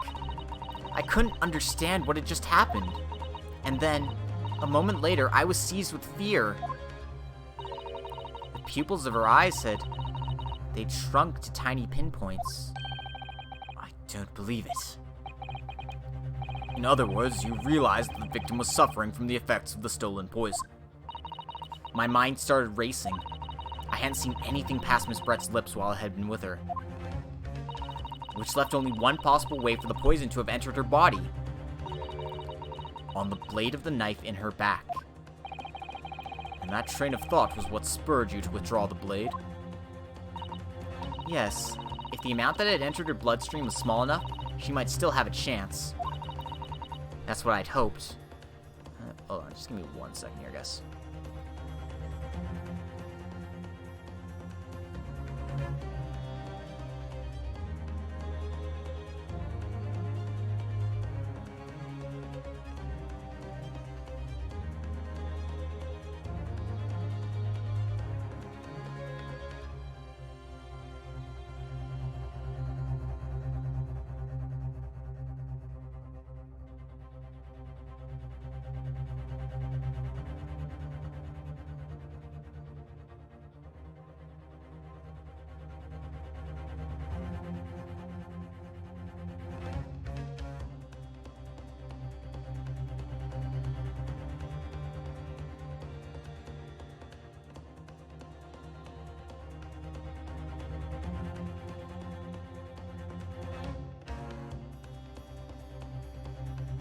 Okay, sorry about that. I should probably be good now. Anyway. Really, I'm so sorry for staying silent all this time.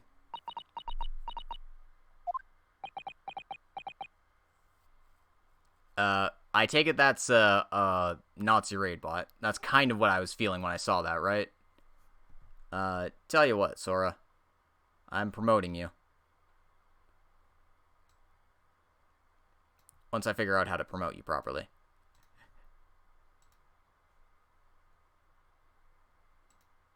Oh no. Is giving Sora power a good idea? Well, I don't remember how to do it. Do I just like /mod? Yeah, I'm pretty sure I just type it in, right? Yeah.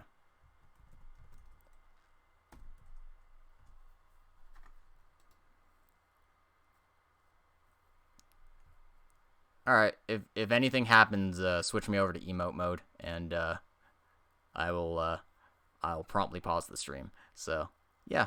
We'll see if anything happens. Hopefully not. Ideally not. I don't want to deal with that crap. Hey, I only use power for justice. That's fair.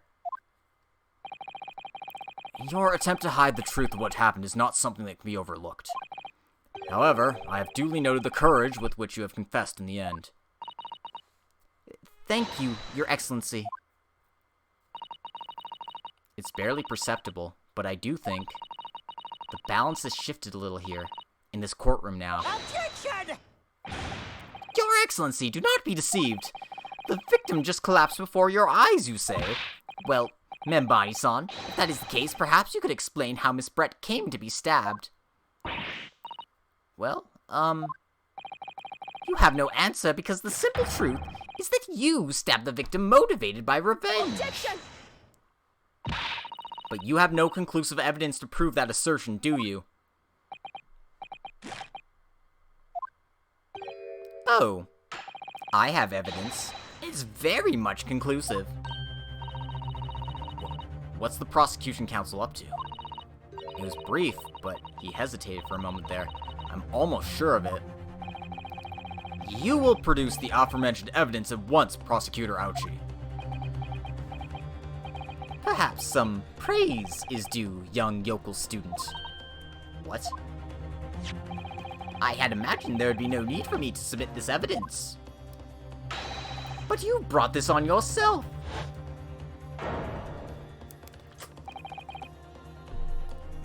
What the? Could a more damning shot exist?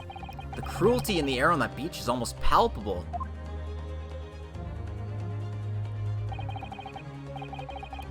The evidence, more than any other, reveals the true extent of the accused's murderous nature. For it shows the precise moment that Membani-san plunged her dagger into the victim's back. No, that's not true. No! I don't believe it. Ugh.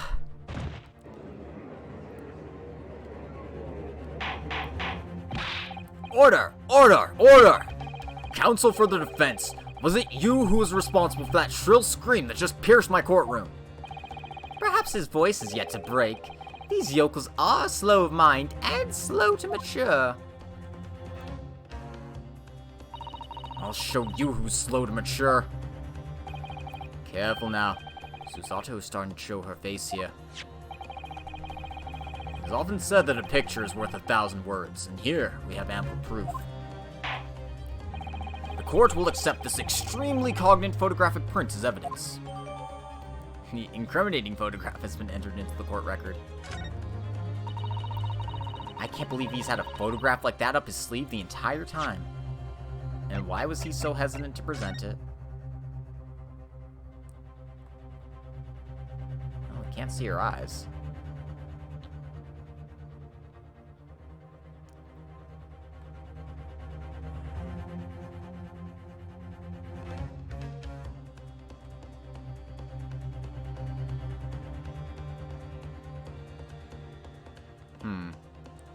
Not sure what to make of this at this stage. It's such a stark image, I'm generally lost for words. Wait a minute, I don't understand. How did you... I mean, who took that photograph? Ray. Objection! That's of no importance here. Stop trying to divert attention. Oh. Objection! That's an absurd thing to say. It's crucially important. Whoever took this photographic print was a witness to Miss Brett's death. The court must be allowed to hear this person's testimony. Ah! I will uphold the defense's demand. The prosecution will reveal the identity of the person responsible for taking this photograph at once. Well, I'm afraid I can't do that. Pardon? You see, this print arrived at the Imperial Police Bureau headquarters by express post yesterday. But there's nothing to indicate the sender's name or address. The provenance of the print is unknown. Goodness.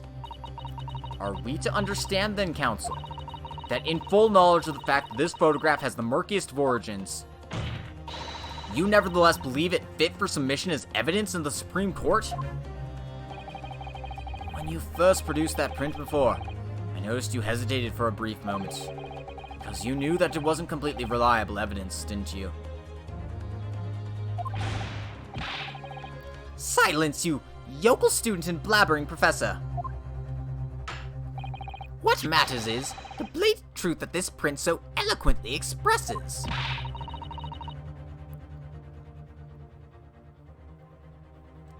Also, sorry again.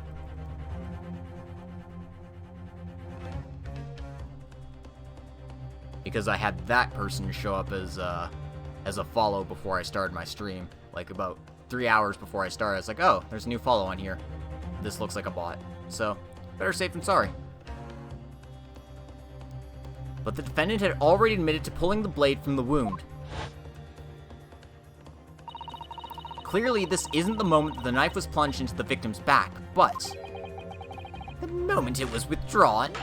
Don't waste the court's time with your ramblings. Indeed, without knowledge of who produced this print, we have no means of verifying the claim. And the scene it captures is without doubt the most compelling evidence presented to the court. If the defense is unable to shed any further light on the matter, I believe the conclusion is clear. Oh no. Susato, this is the time for you to fight. If what you've established so far is true, then there can be no doubt. This photograph shows the moment that Ray withdrew the blade from the victim. Yes, we just need to prove that somehow.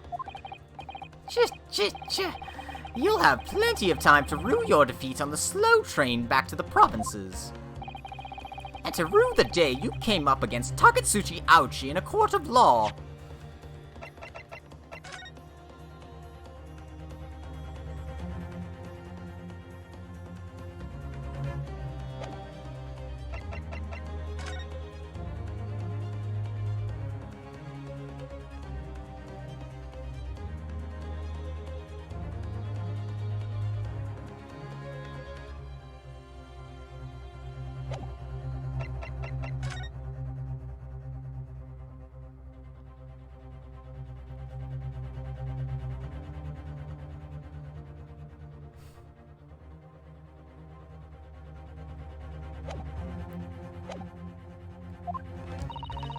If I can't determine who took this photograph, then the trial is going to come to an end. There must be a clue somewhere. There must be some way of working out who took it. Well, counsel? Your Excellency? The burning question is who took that photograph, and the truth is...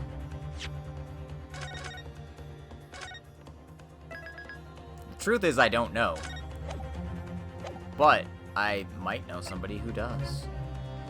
Let's just say we have the answer. Let's not. Like, I'm pretty sure it's the guy who's been photographing Natsume.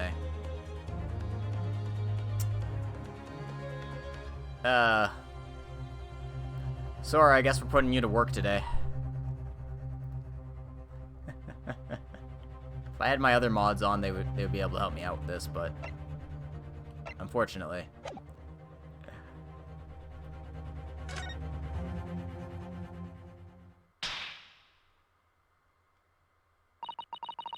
This isn't about whether I can or can't come up with the answer now. I simply have to. The identity of the person who took this dramatic photographic print is, I assure you, something the defense can and will reveal. What? No, you can't possibly. But, as you so boldly claim that you can, please do enlighten us. Unfortunately, I'm unable to present a name. How utterly underwhelming. Did you really believe you could? However, I am able to present evidence. The defense has a piece of evidence that reveals important details about the photographer's identity. What? Very well then, counsel. Present your proof to the court. Which piece of evidence do you claim reveals something about the identity of the mystery photographer? Is it the pen? I don't know what I'm presenting here. Oh god. Alright,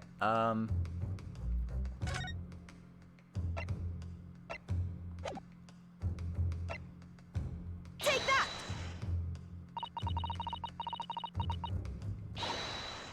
piece of evidence in question is this. Definitely not. I'm afraid, counsel, that when presenting evidence, you must learn to temper those wide, nervous eyes. Yes, no. No, no, no, no, no.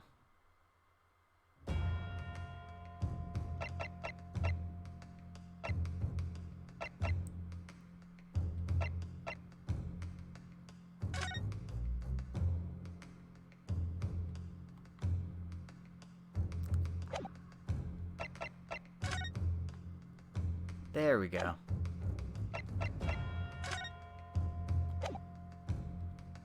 Take that!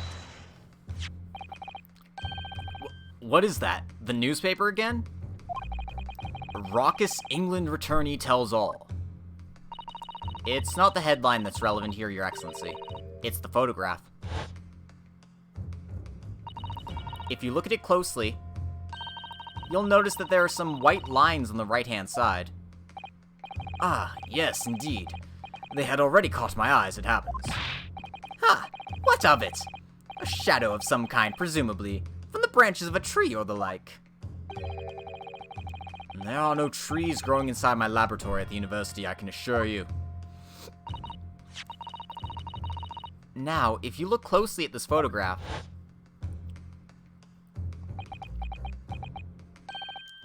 good gracious!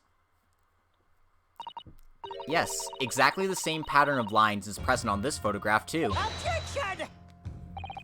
Well, that tells us nothing.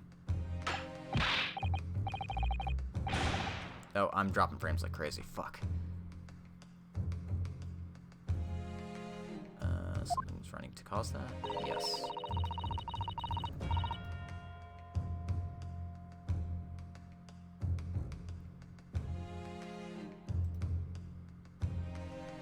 Alright, frame should be stopped dropping now. Chrome decided it'd be a good idea to start eating up my RAM.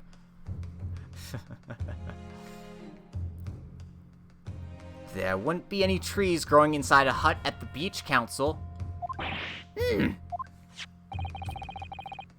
What's quite remarkable about it is that the two patterns are absolutely identical. How could such an extraordinary similarity have transpired? I need to download more RAM, definitely, so Chrome can eat more.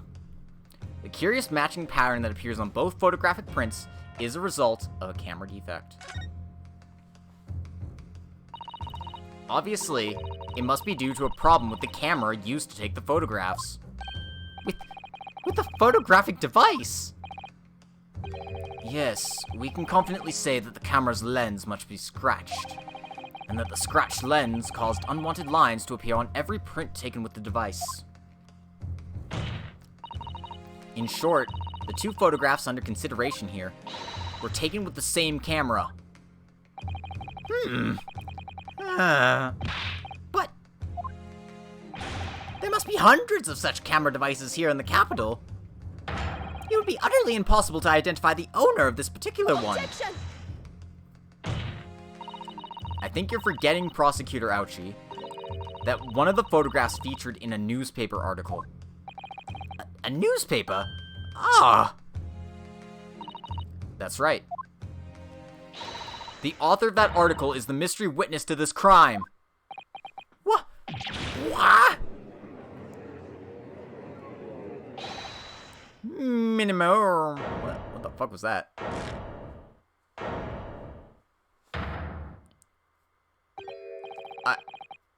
I see why you were called a raucous England returnee. What are you yelling about? You've already testified. It's Menemimo, I tell you. Menemimo. Mo. So Seki-san, what was that? Did you say Menimimo? Ever since I returned to Japan, a reporter from the Shoyu News has been hounding me, following my every move. A reporter by the name of Raiten Menimimo. Yes, hounding me from dawn till dusk. Ah, now that he mentions it, that person does have the same initials.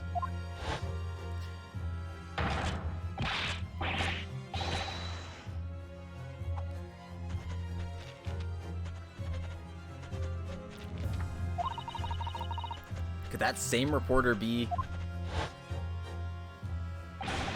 A camera to the left of him, a notebook to the right. There I am, stuck in the middle with Raiten Menimemo.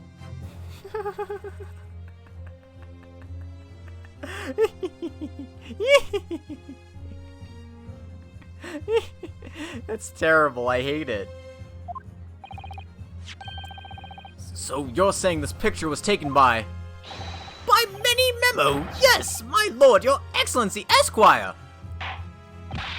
Officer, find this newspaper reporter at once and bring him to my courtroom. We will adjourn for a short recess in the meantime. Oh, yes, Your Excellency. As you say, Your Excellency. And one more thing. I want this knife, the murder weapon, examined for traces of poison. You will solicit the assistance of the Imperial University's medical department for the task. Understood?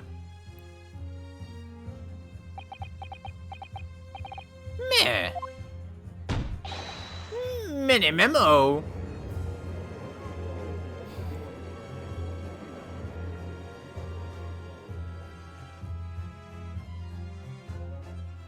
Dramatic. I'm not stopping here. I'm planning to go for another couple more hours, I think. So, let's keep going, shall we? Not 100% sure I'll make it to the next to be continued, if there is going to be a next to be continued, but we will see. Writing many memo.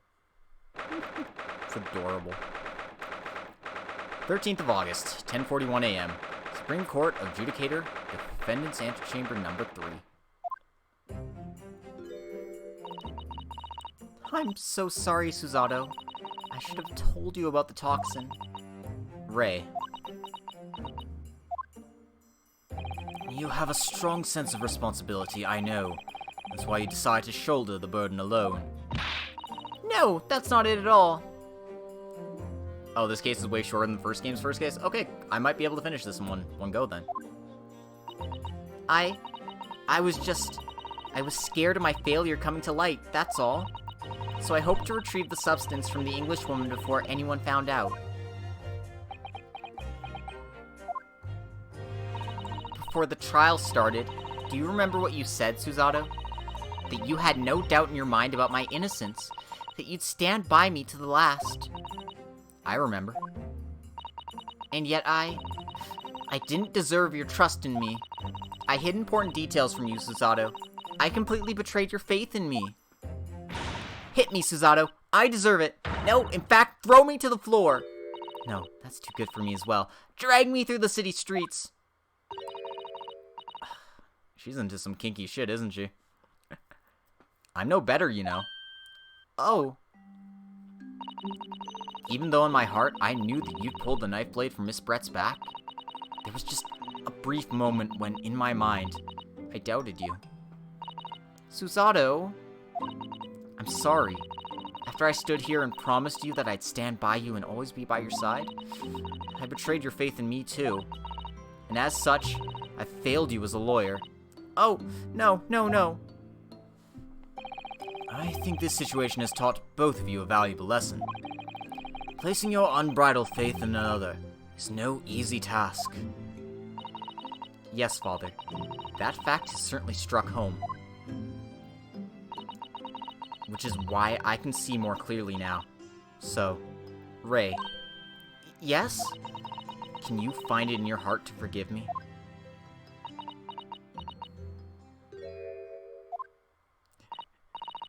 Oh, Susato. You know you'll always be a gallant, dashing lawyer in my eyes now. Oh, Ray. Your honor, they're in love. Yes. Permission granted. Court adjourned. I was so scared, you know, when it happened. I didn't know what was going on.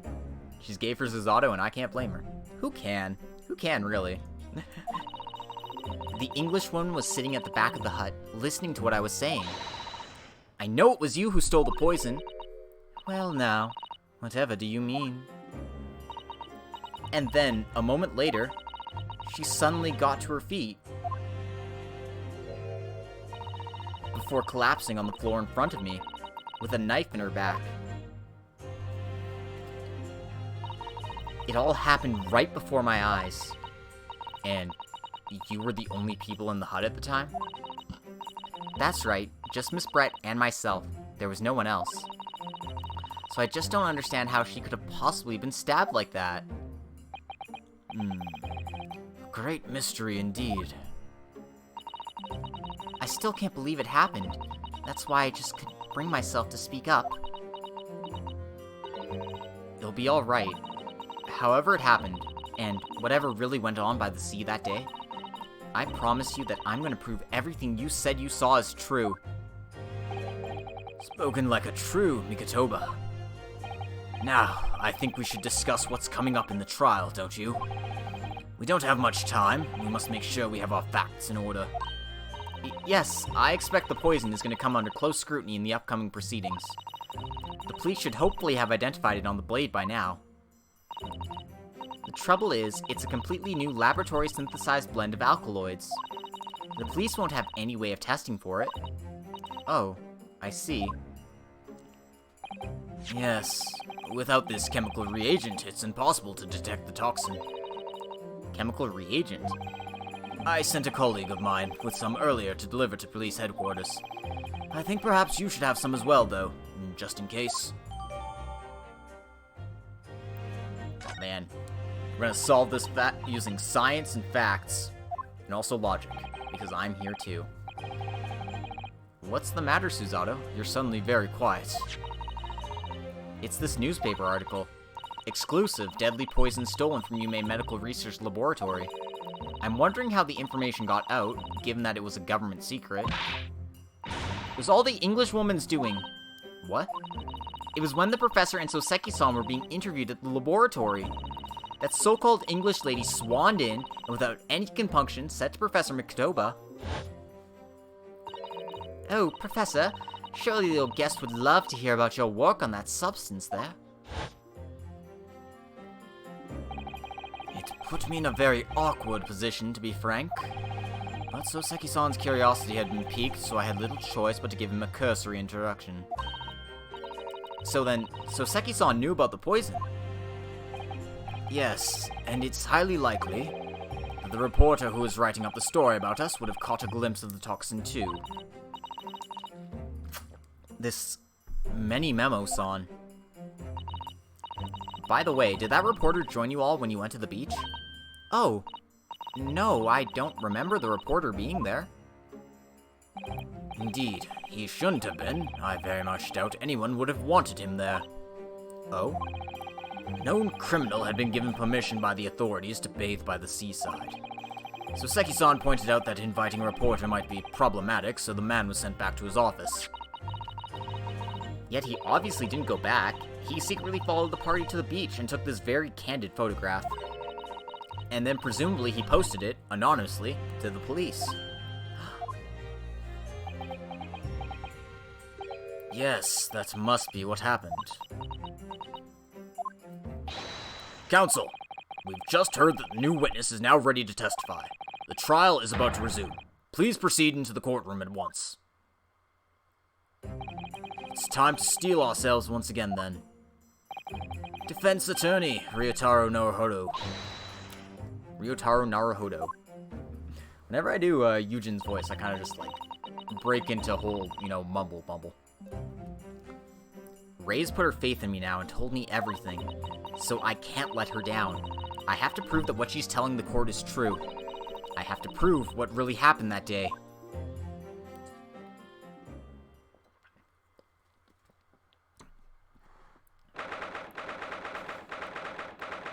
"11:30 a.m.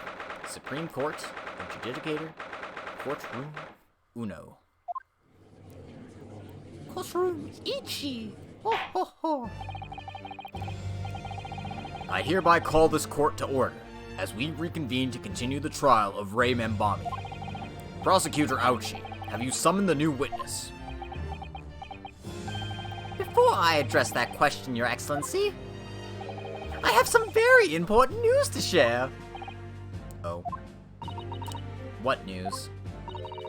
And why does he look so happy about it? During the recess, with the collaboration of Professor Mikotoba's laboratory at Yume University, the police re-examined the knife that was used to end Miss Giselle Brett's life. Excellent. I admire your rapid handling of the matter. Oh, too kind, Your Excellency, too kind. I was merely carrying out your instructions, of course. I had the reagent delivered to police headquarters by rickshaw, so it would be there in good time. But judging by the man's swagger, I fear we might need to brace ourselves for the inevitable. And, Counsel, what were the results? This dagger, which was so cruelly used to end the life of the victim, has no trace of poison anywhere along its blade. What? Are you sure about that? I would stake the reputation of the police on it. Armed with the reagent, the test is extremely simple. They couldn't have made a mistake. Okay, so there was no poison on the blade. So where else did the poison... How else did the poison get into her? My guess is it's in the pen. The inkwell is empty. But, we'll see. In short, the accused's feeble excuse earlier has been utterly destroyed. Wow. Now, the prosecution is ready to call the new witness. Ah, the newspaper reporter who managed to capture a photograph at the crucial moment. Good. Very well. Officer, bring in the witness. No trace of poison on the knife. But if that's really the case, how could the toxin have entered the victim's body?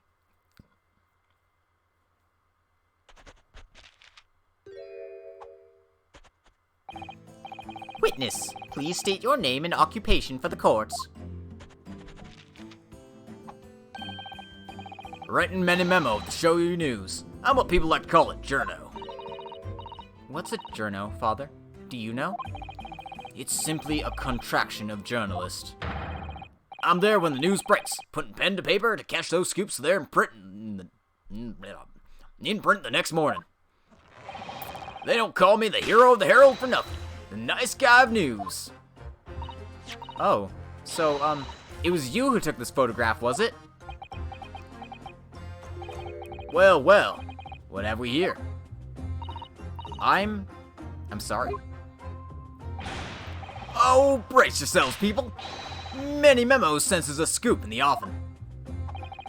Female student up to foul play, defended by a curiously handsome young lawyer in Supreme Court. The readers will lap this up. We'll set it above the fold at 72 point in a 5-leg format for the morning edition. Huh? Right then, let's start with your name. Oh, it's Ryotaro Naruhodo. Next, what made you want to become a lawyer? Well, I want to reform our country's legal system, I suppose. Ryotaro has suddenly become very ambitious, I see. I just borrowed Kazuma-sama's dream for a while. By the way, my name is Taketsuchi Aochi. That's Taketsuchi Aochi. The so-called dark horse of the Supreme Court. My objections strike fear into every defense lawyer's heart. Nah, readers won't buy that. What? Witness. Yes. What this court demands to know is whether or not you were responsible for the taking of this picture. It was delivered anonymously to the Imperial Police Bureau only yesterday. Yeah, I wouldn't be a journo if I didn't click quick when presented with a scoop like that now, would I? Sometimes stories call out to me, sometimes I have to chase them down. But either way, you gotta be fast. Fast legs to run with, and a fast hand to write with. It's no good if you don't note it down, I always say. That's what I call my many-memoism. Many-memoism? Ah, yes, I remember your face. We met that day when you were interviewing myself and Soseki-san. Oh, they're definitely night and day. Holy crap. I miss Van Zeeks too. Yes, right. That was me. Many memo again. But you were supposed to be going back to the Shoyu news offices after our meeting. But the scoop is, I didn't. Because that English woman's words had piqued my journalistic interest. Miss Brett's words? A criminal, left to do as she pleases just because she happens to be a British citizen? It's horse dung. This country's judiciary is rotten to the core. The Supreme Court ruling aren't worth the paper they're written on. Police are just imperial pawns. Stay your tongue, young man. There are complex political issues at play.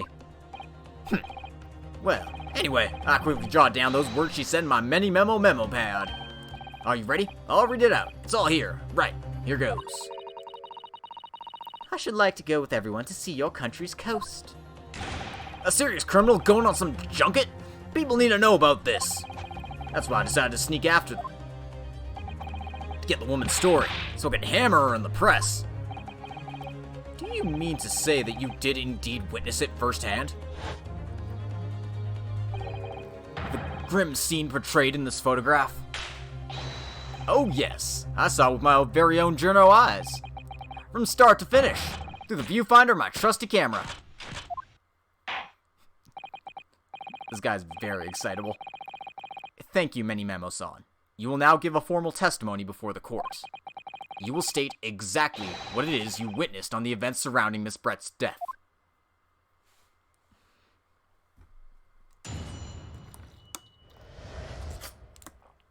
The camera never lies. Beach Hut was made of shoddy old reed screen, so there's plenty of gaps I could see inside through. The English woman was sitting on a stool when the student girl came in and started arguing with her. Seconds later, the girl pulled out a knife, throwing the English woman to the floor as she stabbed her in the back. My smoldering journo spirit burst into flames. Quick as a flash, I whipped out my camera, ready to click. I pulled apart the rough weave of one of the screens and poked the lens through for the perfect shot. Read screens, you say? Right. You can see them clearly enough in that great shot I snapped. The hut walls were just screens made of coarsely woven reeds. Yes, it allows the breeze to pass through and bring some relief from the summer heat. And it was a breeze for me to poke my camera through and see the whole thing hotting up. Ignoring for the time being the appalling invasion of privacy involved, did you witness everything that happened from the moment the defendant entered the hut? Oh yes, I saw it. I saw the whole thing from start to finish. And you say that you took the photograph through a gap in one of the screens. Luckily for me, they were pretty shoddily woven. I pulled the reeds apart and thrust the lens of my camera through the gap. Would I get away with it, or would I be seen? It was the gamble of a lifetime. A tenacity of purpose that's considered admirable in a journalist, I suppose. Run a risk one day, run a scoop the next. That's many-memoism in a nutshell. At last, it would appear we have a genuine witness to this wicked crime. The evidence and testimony are extremely compelling, I believe we may be close to a verdict. No. Wonderful news, Your Excellency. Wonderful. Nevertheless, it cannot be denied. This testimony begs one very large question. What question? Exclusive news, a startling photograph, all the makings of an exceptional story for the reporter. Why then was the story never published? Oh, that's right. It seems clear to me that there are circumstances at play here that are yet to be understood. Ha! More pathetic excuses. Very well then, counsel. Proceed with your cross-examination. Yes, Your Excellency. There's more to this reporter than meets the eye. He's keeping something about this case very close to his chest. It's his camera. Susato, I found it. It's his camera. His camera's very close to his chest. Alright.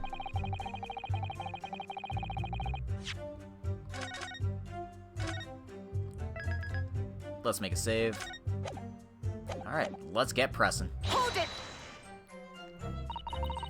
What made you want to see what was happening inside the beach hut in the first place? Call it journo instinct. Can you think of a better reason? Oh, I don't know. Perhaps because as well as being a proven criminal, the person inside was a young woman. Ah, I see where you're going with this. Brace yourselves, people. He's painting the journo as a voyeur. It's hardly slander, sir. You had a camera and you were taking pictures without the woman's knowledge. Nope, you got it all wrong, little student boy. Sorry? To my mind, all that was inside that hut was a scoop.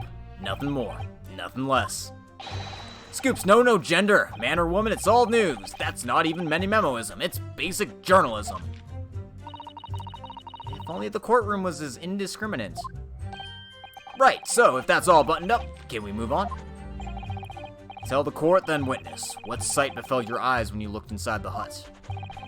Sight that vindicated my journo instinct, that's what. When I pulled back the reeds, I could see it all as clear as day.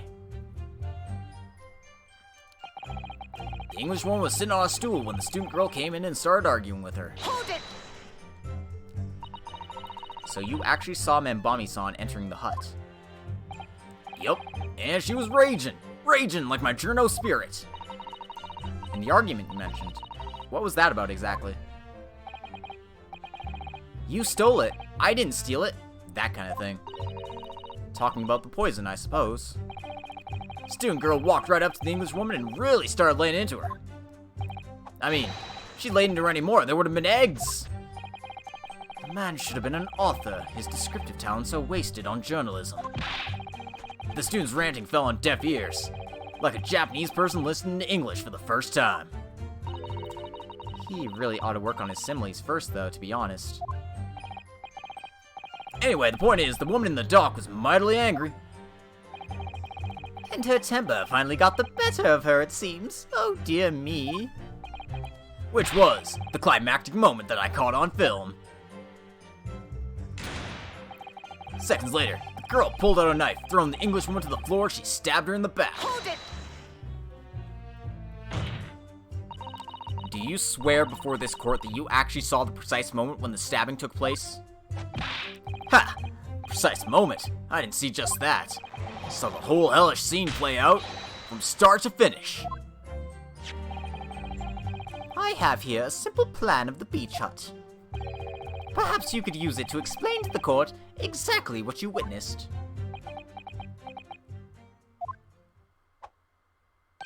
Right you are. It's all here in my memo pad. When I first peered into the hut, I'm sure that the Englishwoman was on this stool at the back of the hut here. Yes, the accused's own testimony confirmed that. She just sat at the back of the hut, smiling sweetly, is what I have noted down. It's my turn to testify now. Try not to interrupt. Then, the next moment, as I was watching, the evil student girl entered the hut. After a while, the pair of them ended up in the middle of the hut, arguing furiously. The English one went for the student, but the girl dodged out of the way. And in a flash, plunged the knife into her adversary's back as the two passed each other. What do you describe as a grim crime indeed? Never sugarcoat the truth. That's what many memoism says. Okay, we have new evidence. That's always good. By the way, Many Memo-san, whilst you were watching that terrible scene unfold before your eyes through the gap in the screen, did it not occur to you to try to prevent the tragedy rather than capture it on film? Journos have to be observers. We can't get involved. That's our raison d'etre. So you didn't converse with Miss Brett at all? Obviously not. An observer always remains on the outside looking in. And that's something to be proud of, is it? Your Excellency, if I may. Yes, Professor. I think the witness's last expertly phrased statements should perhaps be added to his formal testimony. Father, what are you... I will grant the defense's request. Many Memo-san, you will supplement your formal testimony with the aforementioned statement. Well, nihilism is the foundation of many memoism, but I'll gladly prove that my words aren't meaningless.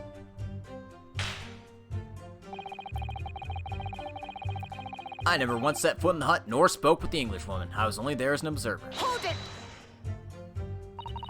Really? You didn't set foot inside the hut at all? Are you quite sure about that? I think you may have the wrong impression of me. We're talking about a murder scene here. My nerves are stretched to breaking point already. Oh, I see. You were scared. Maybe I did have the wrong impression of you, yes. It was all I could do to stifle a scream and hold my hand steady enough to snap the shot. You really should have summoned help before thinking of your camera. Many memoism and humanism don't always agree. And most of the time, in those instances, many memoism comes out on top. As a sculptor of stories, sometimes I have to be cruel for my art. Yes, that's spot on. Surely he's making all this up. He claims to have spied the whole affair from start to finish. If true, his testimony is devastating.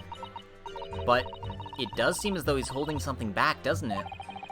If that's how you feel, I suggest you trust your instincts and press him on everything he's said, as you've no doubt seen done many times before in your role as judicial assistant. Yes, I have. I've seen witnesses like this pressed often. I know exactly what to do. Alright.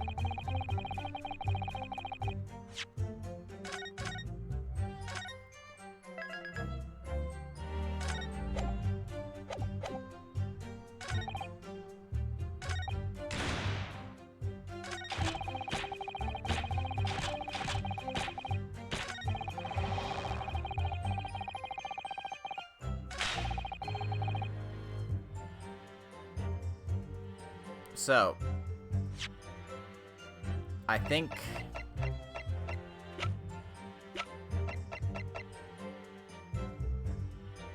Objection!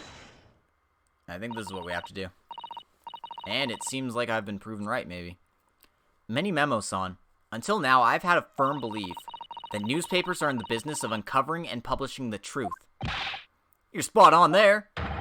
Press doesn't lie, which is why I'm proud to wear the emblem of the Show You News on my arm. In a way, that's more many memoism. Sadly, though, it seems the journalist who writes for those papers don't always share the same passion for the truth. What are you suggesting with those recriminatory words, Counsel? Many Memo-san, do you recognize this fountain pen? This pen was found at the scene of Miss Brett's death. In fact, the murdered victim was gripping it in her hand as she died. What are you... If you look at the barrel of the pen, you'll notice that its owner's initials are engraved there. R.M. Yes, thank you for bringing that up, Counsel. The initials of the accused, Ray Membami. Is it a coincidence, I wonder?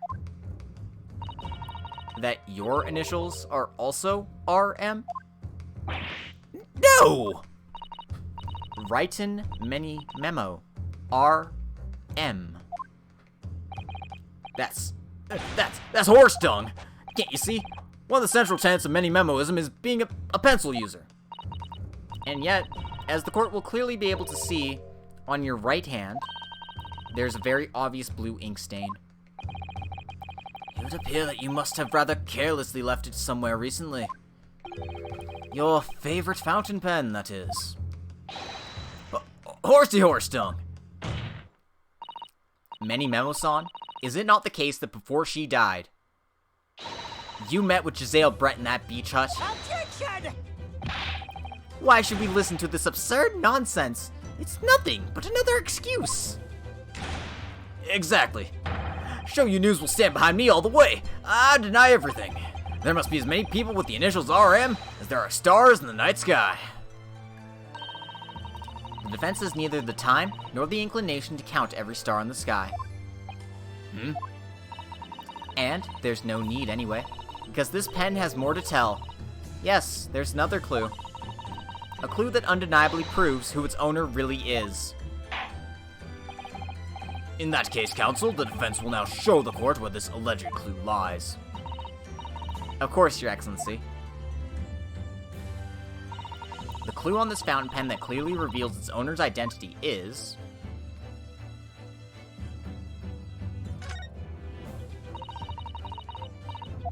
this emblem right here. I meant to press Y, but, you know. It just gives me an excuse to vibe out to Susato's objection theme. Got it! As well as the initials, there's also an emblem on this fountain pen. An emblem that you will of course recognize, Many Memo-san. Goodness me, it's the emblem of the Show You News. Don't lie, Logic, you just wanted to see the Susato cutout art. Hey, I won't deny that fact either.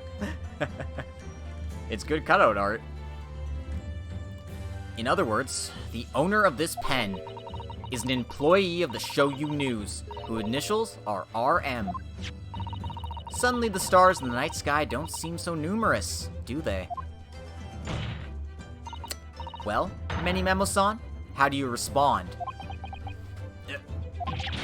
No! Order! Order! Explain yourself, witness!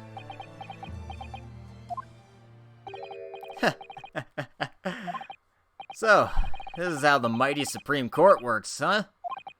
Using coercive tactics to have well-meaning citizens reveal harmless secrets. I've used nothing but honest tactics. Alright then. Fine. I won't try to hide it anymore. Yes, not long before that grim tragedy unfolded, I, a Show You News reporter, on behalf of the public, conducted an interview with the Englishwoman. An interview? You never mentioned this before! When exactly was this? As I said, it was before that evil little student girl showed her face in the hut. Couldn't have lasted more than 2 or 3 minutes, that's all. It's just a brief exchange. But it came to nothing. And as we many memoists say, people don't pay their dues for unworthy news. However insignificant you deem it to be, this court cannot overlook the meeting between yourself and the victim. You will testify now under oath about the precise nature of this meeting and what transpired. Got it, yes, alright, but... on one condition. Condition? In all good conscience, I couldn't speak out alone about this. You need to call back the earlier witness, Soseki Natsume-san. Soseki-san? Oh yes, according to my notes here, that man has a secret of his own, and brace yourselves. Because it's not a harmless one, it's big. What? Many Memoism states that one man's secret is every other man's front page story. Very well. I will grant the witness's request in this instance. Officer, summon the earlier witness back to the stand. Soseki-san, hiding something?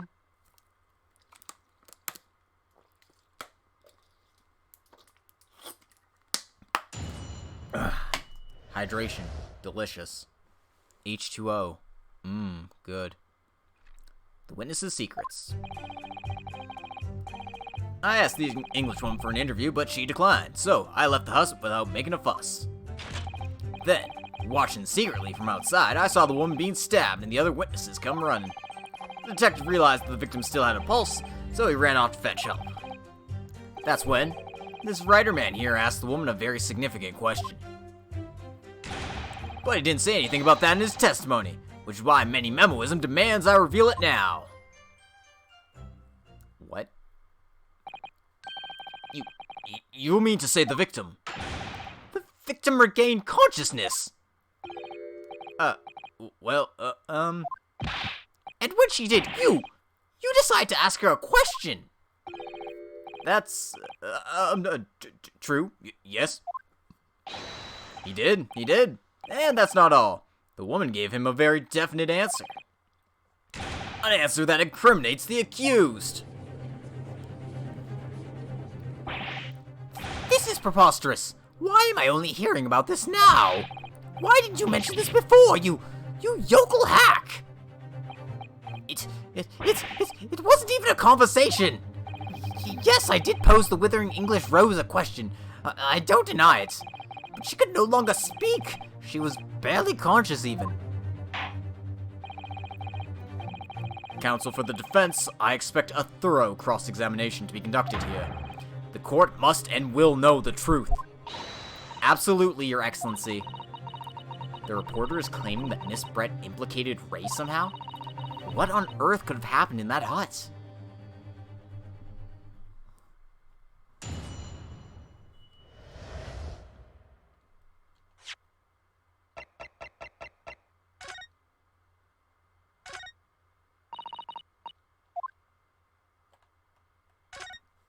I haven't examined my evidence.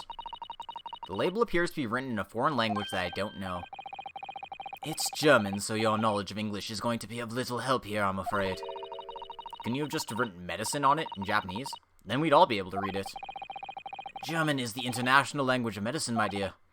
But yes, I can certainly see the merit in labeling the bottle in Japanese. Though I'm not sure medicine would be entirely appropriate.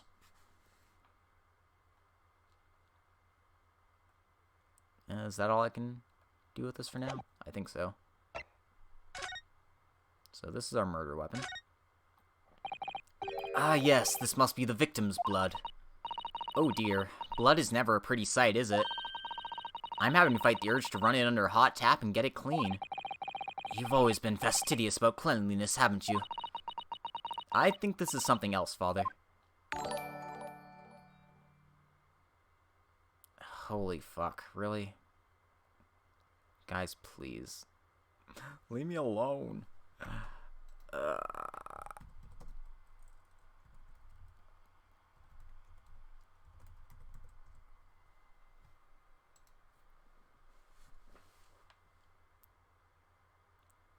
Alright.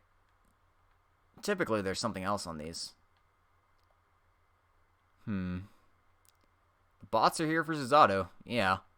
Bots are here to get me banned, apparently. Bots can't stand having a lady attorney, it seems. Alright, well, I guess that's it for now.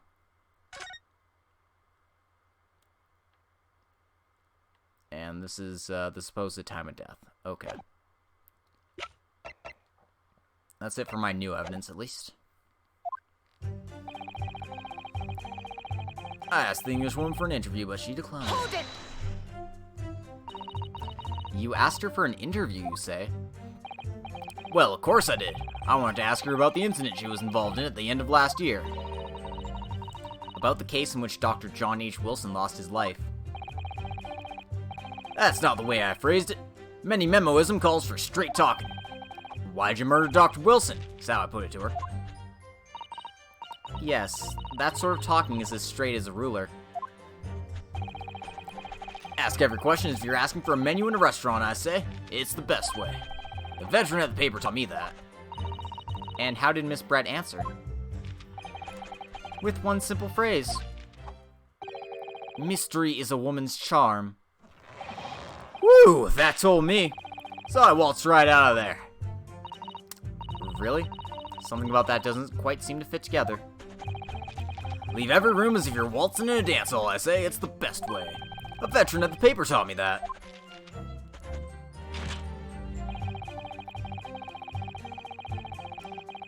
Hold it!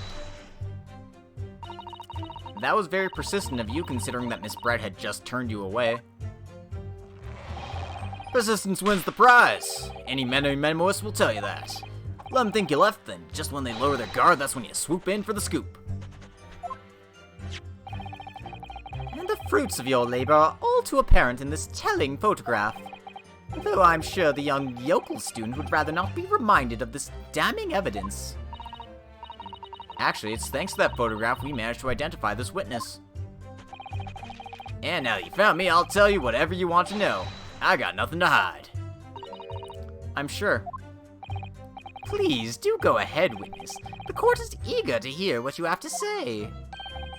Try to stop me. There's a story to tell here, and I'm gonna tell it. Detective realized the victim still had a pulse, so he ran off to fetch help. Hold it! And Soseki-san remained behind in the hut? That's right, yep. Our author friend here was a blabbering wreck, shaking all over from his head to his toes, mustache twitching, eyes bulging. What do you expect? You don't know the terrifying troubles that taunted me whilst traveling abroad. Back behind baleful bars. They'll be coming for me, surely. That's all I could think. I felt as though I was gasping for air, drowning in a sea of cold sweat. Poor Soseki-san. His experiences in London have scarred him deeply. As the world seemed to close in around me, I quietly recited a prayer to Amida Buddha. Eternal emptiness, empty eternity. The end is coming for me, surely. No sutras are to resound in my courtroom, please. And now we come to the crucial part. That's when it happened. That's when this writer man here asked the woman a very significant question. What question? What exactly did he say? Well now, you should hear that from the horse's mouth, I think. Don't you, Mr. Writer Man? Ah! Out with it, you yokel hack! What did you say to her? What did you say to the dying Englishwoman? Well, in truth, I'd been catching crabs at the water's edge and building castles in the sand, you see. Well, the seaside is a place to be at leisure, I suppose, even for a grown man. But then all of a sudden, from that little beach hut, young girls' panic-stricken cries for help pierced the air. Ray. I ran up to the beach to see what was happening, to find the defendant leaning over the collapsed victim. As soon as Inspector Hosonaga saw Miss Brett on the ground, he sprinted off to get help. And then, just a moment later, I heard a faint moan. A moan from the dead Englishwoman. I nearly jumped out of my skin. But what did you ask her, Soseki-san? I asked her, who did this to you? Don't protract this any longer. How did the woman respond? She didn't. She said nothing in response. But...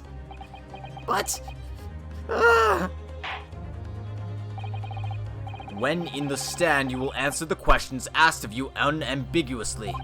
Now, without evasion or reticence, I demand that you amend your testimony. I will. Poor Soseki-san. I asked her who did this to you, but she never replied. Hold it!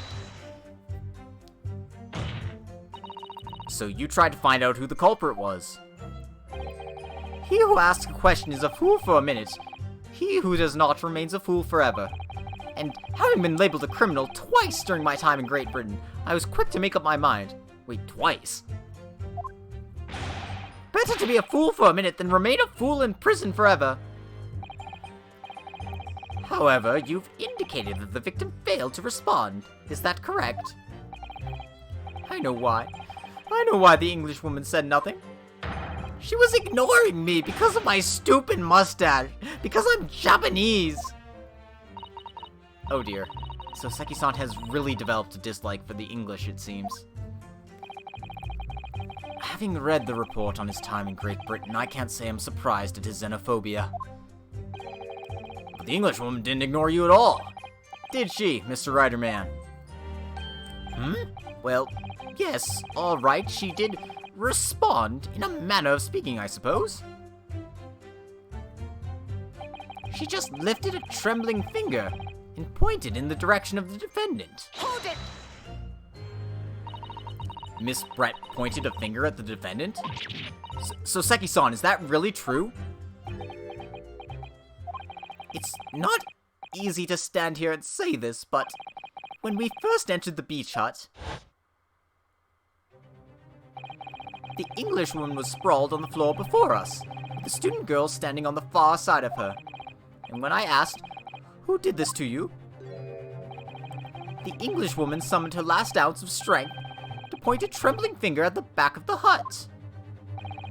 Which was, it can't be denied, in the direction of the student girl who stands accused today. No. So Seki-san, why on earth did you neglect to mention this in your original testimony? But, fiddlesticks, I say! This is not a British court of law. You will respond in Japanese. Yes, of course. The Englishwoman did point her finger towards the back of the hut, but I was trembling, and she was trembling, and everything was a blur. And thinking about it, I feel as though perhaps she was pointing in a slightly different direction. Actually, no, not slightly, in a very different direction to where the student girl was standing. To somewhere at the back of the hut, where nobody was standing at all. You mean that your memory of events and the direction in which the victim are pointing are both unclear? Yes, that's it. Unclear. I'm very, very unclear. Objection! Your Excellency, surely this proves the matter beyond all reasonable doubt. Yes, the woman may barely have been conscious, and yes, perhaps her finger wavered slightly. But there can be no doubt that this was an attempt by the victim to confirm the identity of her assailant. Why? Because as the court can see, there was no one other than the accused in the direction the victim was pointing. It is now abundantly clear that no one besides the accused could have possibly committed the crime. I'm inclined to agree. I'm not. And in the absence of any credible arguments to the contrary, I believe we can now conclude this trial. No. No! Object, object. Headline's writing itself. Dashing lawyers hopes dashed. 92 point across the whole page. We'll do an extra edition. This is a serious blow, Susato. Unless we're able to identify the true culprit and substantiate our claim with evidence, the judge will give his ruling and the trial will be over. But that's impossible, Father.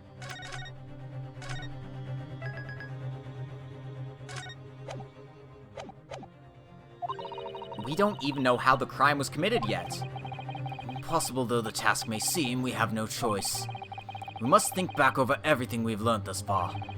Somewhere in all those details, I'm confident we'll find the clue we need. Ray gave us her account of how events unfolded in the defendant's antechamber before the trial resumed. She told us what happened at the precise moment Miss Brett was killed. The Englishwoman was sitting at the back of the hut, listening to what I was saying, and then a moment later, she suddenly got to her feet, before collapsing on the floor in front of me, with a knife in her back. How could Miss Brett have been stabbed in the back in a beach hut that was empty but for herself and Ray? Somewhere amid all the information we've gathered so far, there must be an answer to that question. I take it then that the defense has nothing further to add.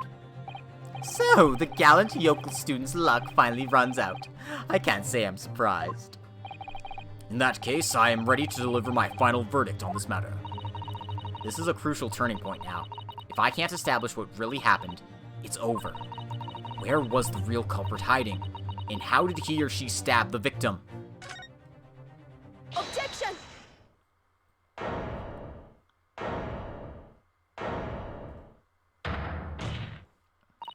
Your Excellency, I respectfully ask you to postpone your adjudication for the time being. Oh? To what end, counsel? The defense would like to present the court with an alternative theory. An alternative theory that can explain who the victim was actually trying to implicate with her dying gesture. Objection! An alternative theory? None exists. Objection!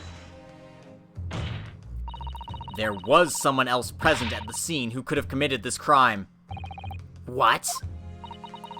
And the victim, Miss Brett, tried to reveal who it was to those around her at the time by mustering all her remaining strength and pointing a trembling finger in the killer's direction. This is fiction. Fantasy. Very well. As you seem so sure of yourself, counsel, I am prepared to hear your alternative theory. So, young Ryunosuke Naruhodo. Yes, Your Excellency. You will present your latest theory to the court by means of this plan. At the moment the victim was stabbed, where exactly are you proposing the culprit was concealed? Okay.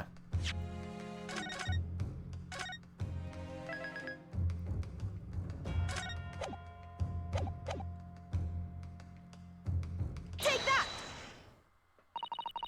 Naruhodo-san would never give up, and I'm a Naruhodo now.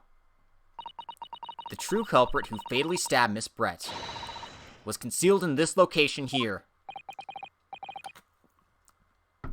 Are you mad, counsel? You're suggesting the culprit was outside the hut? What? Order! Order! Order! But student lawyer Naruhodo-san Esquire, that makes no sense at all. You just pointed out the exact spot where I was hiding to get my scoop snap. But I didn't see any suspicious individuals loitering about. I can swear to that. Obviously, the culprit had been outside the hut. There's no way that he or she could have stabbed the victim who was inside the hut. Actually, Prosecutor Ouchi, there is a way. And, in point of fact, the defense can provide evidence strongly suggesting that this is precisely the way Miss Brett was killed. You're bluffing! You're bluffing, you yokel! The defense's assertion is clearly too fantastical for the court to comprehend. You will need to give us more guidance, counsel. What piece of evidence corroborates your theory that the victim was stabbed from outside the hut?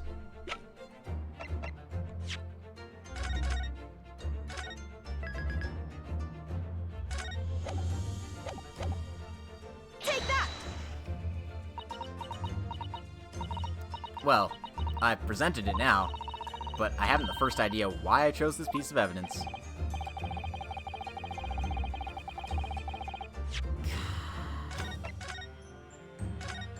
Okay, that was what I was sure it was.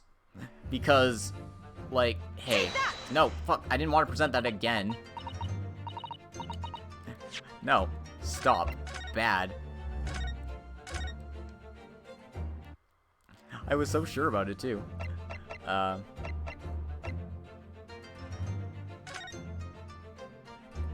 didn't find anything else on this knife.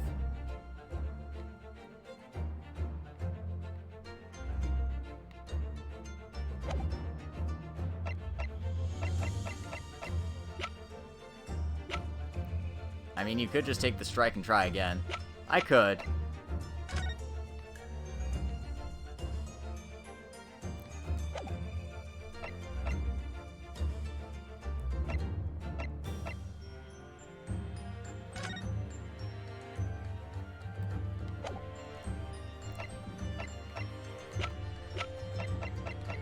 I just want to see what else I could possibly have that would, you know, prove it.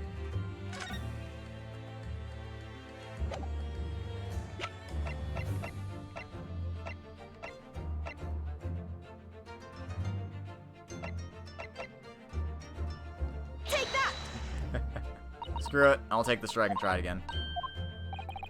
Counsel, you're suggesting that this piece of evidence bears out your theory as to how the victim was stabbed? It's something of a windfall, Your Excellency. I think the word you were looking for, Counsel, was downfall. Your theory is correct, and the knife was thrust into Miss Brett's back from outside the hut. There should be a visible trace somewhere. Holy bot spam, my god.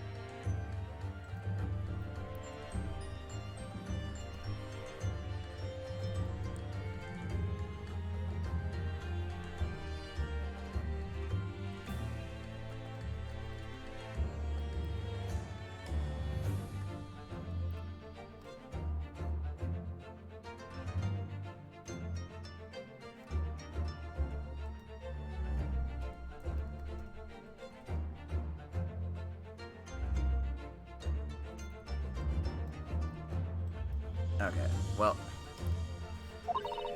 a trace, yes, on the hut itself.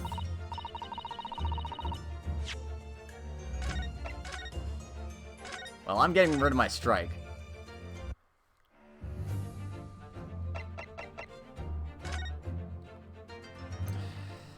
Seriously? Is that seriously what we're going with?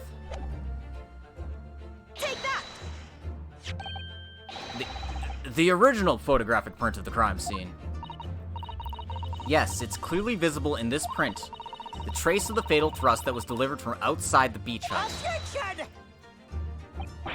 Okay, so this was just me being like, okay, I've got evidence that you can open up the read screen and show stuff, but yeah, no. I was getting like freaking blue-balled, essentially. Gotcha. Do you take us for fools? There's no hint of any such thing. I'm not sure that everyone present would agree. Someone, at least, appears to have noticed what it is that I'm referring to. Counsel, once again I must call on you to be explicit for the court. Where on this photograph is the trace of the stabbing, which you claim took place from outside the hut?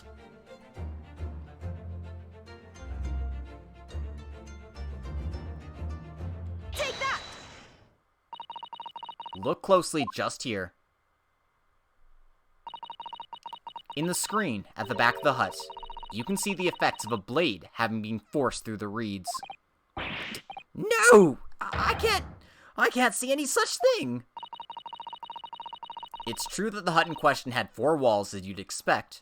However, by parting the reeds, a knife blade could easily penetrate them. This is extraordinary. Yes. The true culprit actually stabbed the victim from outside the beach hut. Ah! And of everyone present at the scene, there's only one person who could have done that. Only one person who was directly outside the hut when Miss Brett was killed. Right in many memo-san. It could have only been you.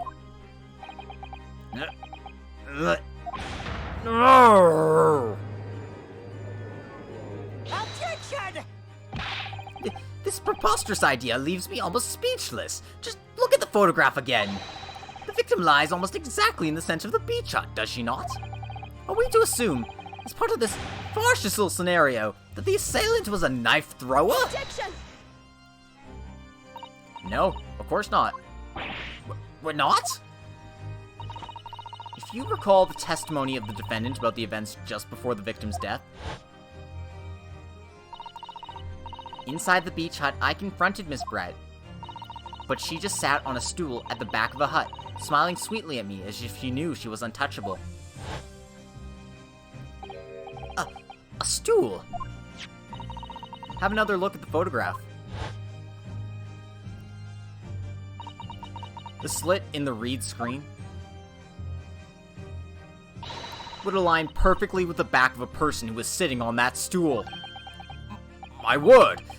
So in fact, the victim was killed while sitting on that stool by a stab wound to her back delivered through the read screen. Having been attacked, Miss Brett rose to her feet instinctively. But then, unable to speak, she collapsed on the floor in the middle of the hut. Before the defendant, Membani-san's appalled eyes. And that, Your Excellency, is the truth of what happened on the beach that day.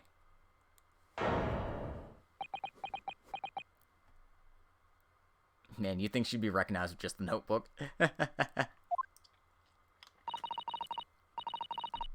By your silence, Many Memo-san, I take it that you don't deny the charge. This is absurd. That will do. It would appear that we have a tacit admission of guilt from the witness. Accordingly, this court has successfully established the truth of this matter, which means that the defendant, Membani-san, is innocent of the crime. Oh, thank goodness. I finally made him cave. I must say, I've never been more proud. No! This can't be. The Ouchi clan can't. What of my growth? My growth of hope? It wasn't all an apparition. I can't accept this. I won't. I see no reason for the continuance of this trial. I will therefore move to conclude proceedings by delivering my final verdict and... Yeah, I knew it was going to end this quickly.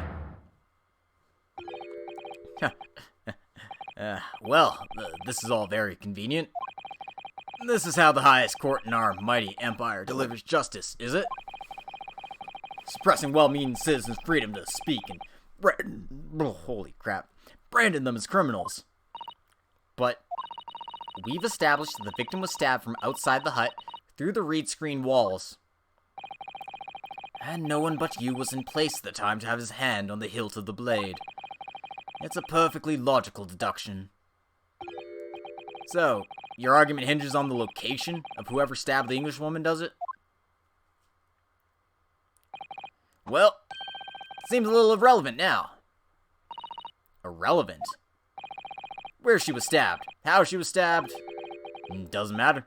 I mean, whether she was stabbed at all makes no difference if you think about it. After all, this trial's already shown the whole thing hinges on something else.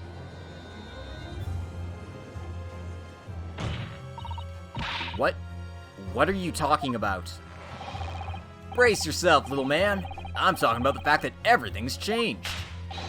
Because of the dirt you dug up. What?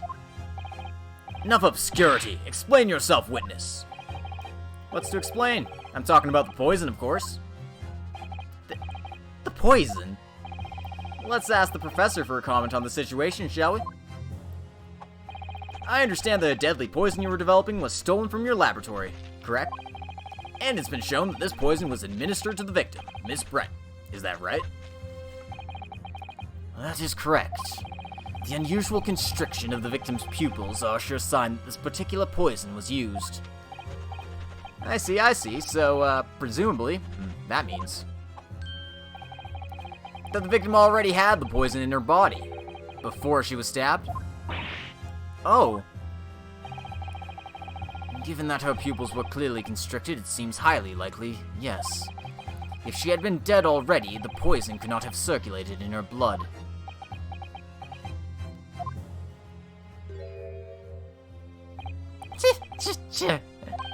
Oh, how refreshing to hear the argument of a metropolitan mind. Precisely. It matters not a jot who stabbed whom, in whose back, and with whose blade.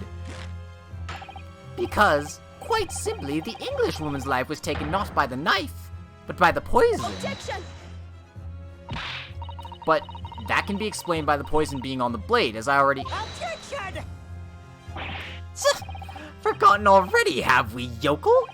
During these very proceedings, the laboratory of the professor at your side assisted in proving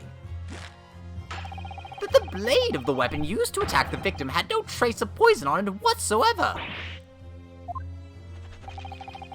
So, let me get this down. The facts, as skillfully established by the defense in this trial, turn out to be a headline-making red herring. Is that about right? Well?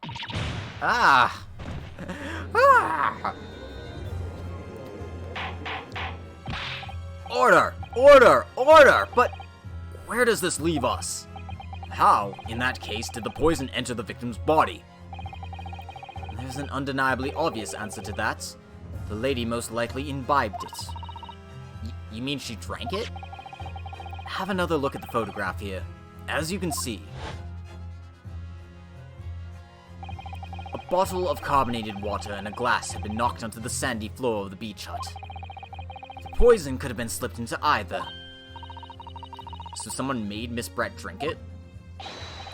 Well, what do you know? Look at those dashing eyes. This will make a great front page shot. Hey, why the bewitching stare? After all, I'm the last person you should be looking at. It would make no sense at all if I poisoned the woman, would it? I mean, that's been established already. Hold it! Established? What are you talking about? Don't tell me you've forgotten. That's a little hard to believe, given the person who established it was you. Me? What on earth does he mean? Oh, let me capture those wide eyes. This is prime press fodder, this is. It would seem that this trial is not destined to end after all. I hereby call upon the witness to give further testimony. That's great, that is. Let me get a shot of that magnificent beard, Your Excellency. You claim it to be impossible that you were the one responsible for administering the poison to the victim. You will explain to the court in your testimony the basis upon which you make such a claim. I'm a journo and I'm a man. I've never tried to run or hide from anything in my life. And I'm not about to start now, because that's many-memoism. For a brief moment, I thought I had illuminated the truth, but it slipped right back into obscurity again. Just where is this trial going to take us?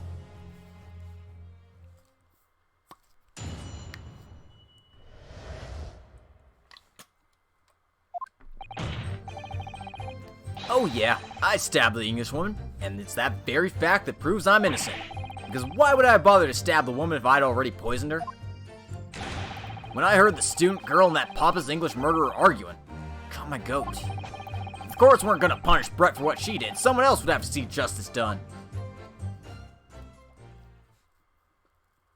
So, you admit to it then, that everything happened as I described. That you are the one who stabbed Miss Brett in the back through the reed screen. You can blame this miserable country of ours. A country that bows to the pressure of foreign powers and let murderers walk free? What kind of future can a country like that have? That's why I did it. I did what our pathetic leaders didn't have the guts to do. Slap bang in the middle of that charming lady's back. I plunged the blade of sweet justice right in there.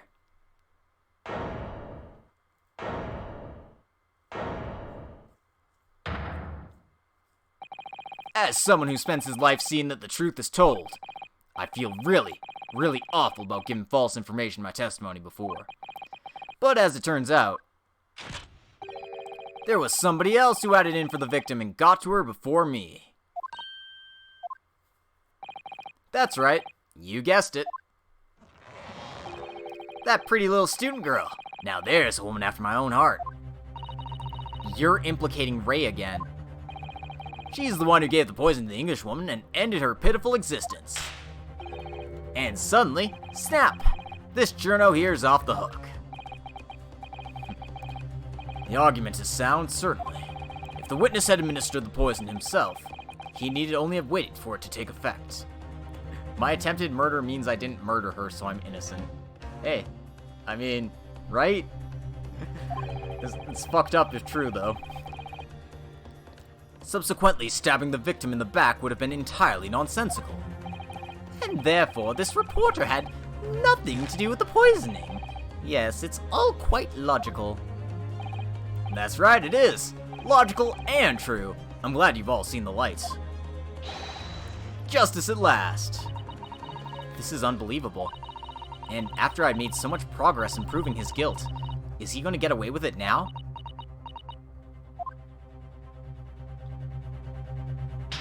Oh, she did the face slap. Now she's in full Ryunosuke mode. Think of Kazuma-sama and Naruhodo-san. They never stopped looking for a way forward until the judge's final gavel. Very well then, counsel. Proceed with what I assume to be your final cross-examination in this trial. Yes, Your Excellency.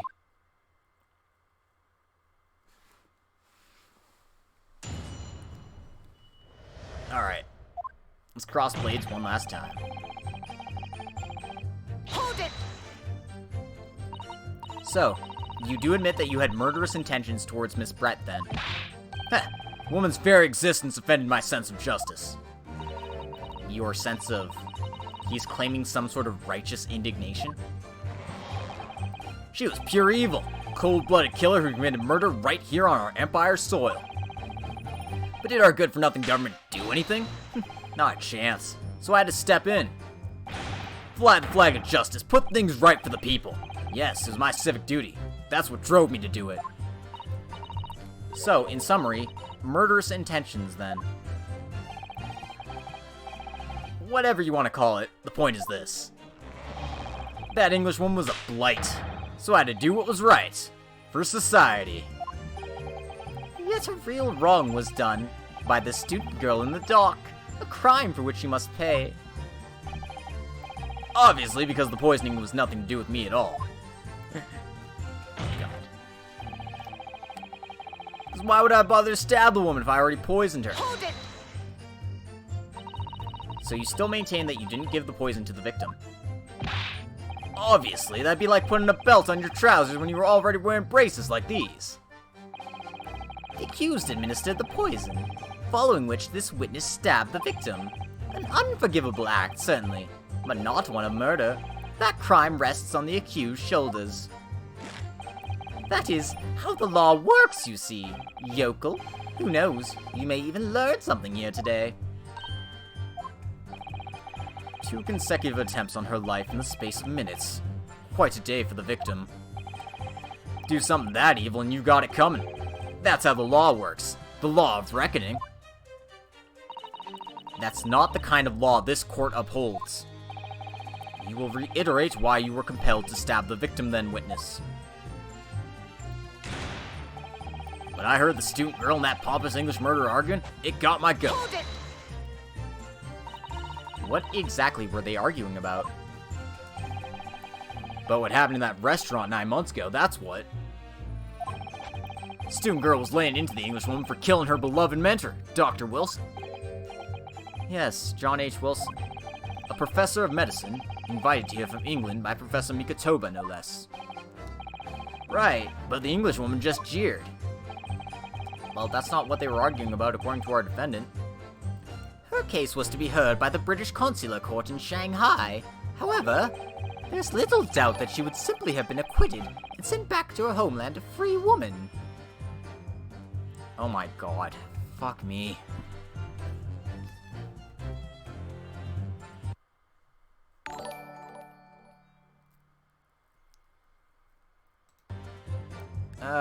Uno mas. I'm gonna go take a quick break here.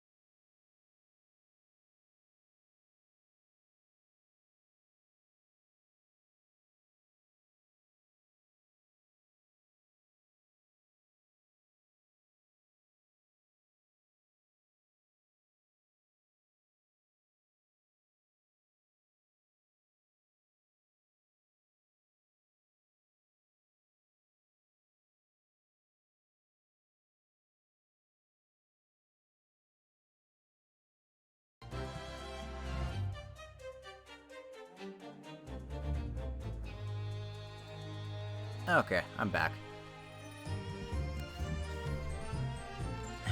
Sorry about that, everyone. There's little doubt she would have simply been acquitted and sent back to her homeland a free woman. eating that student girl up inside. You could see it. I really felt for her.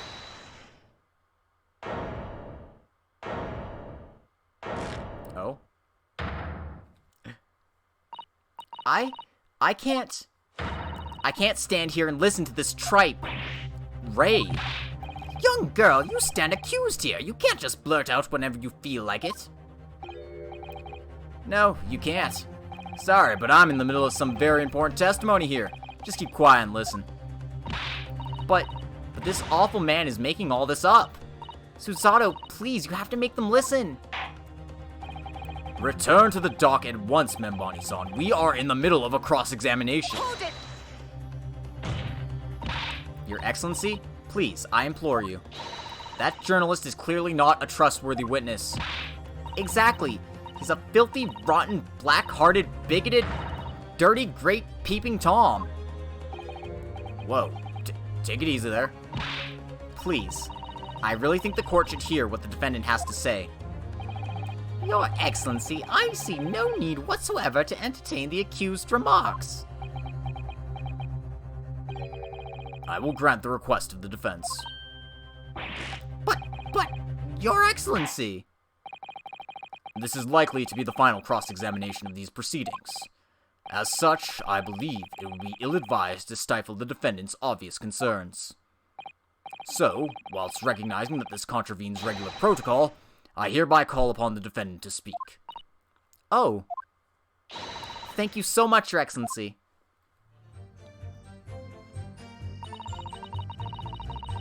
It was nothing to do with Dr. Wilson. We were discussing the stolen poison. Hold it! The stolen poison that killed the victim, you mean? I suspected her of being the one to steal it. I mean, just think about how she killed Dr. Wilson. That's true. Additionally, Miss Brett certainly had knowledge of the new poison. But surely it'd be no easy task to steal a highly secret toxin being developed for the government. This is the hardest you've seen someone get hit? Wow. I'm kind of surprised it's happening to me. But hey, it's not like I'm a big channel or anything.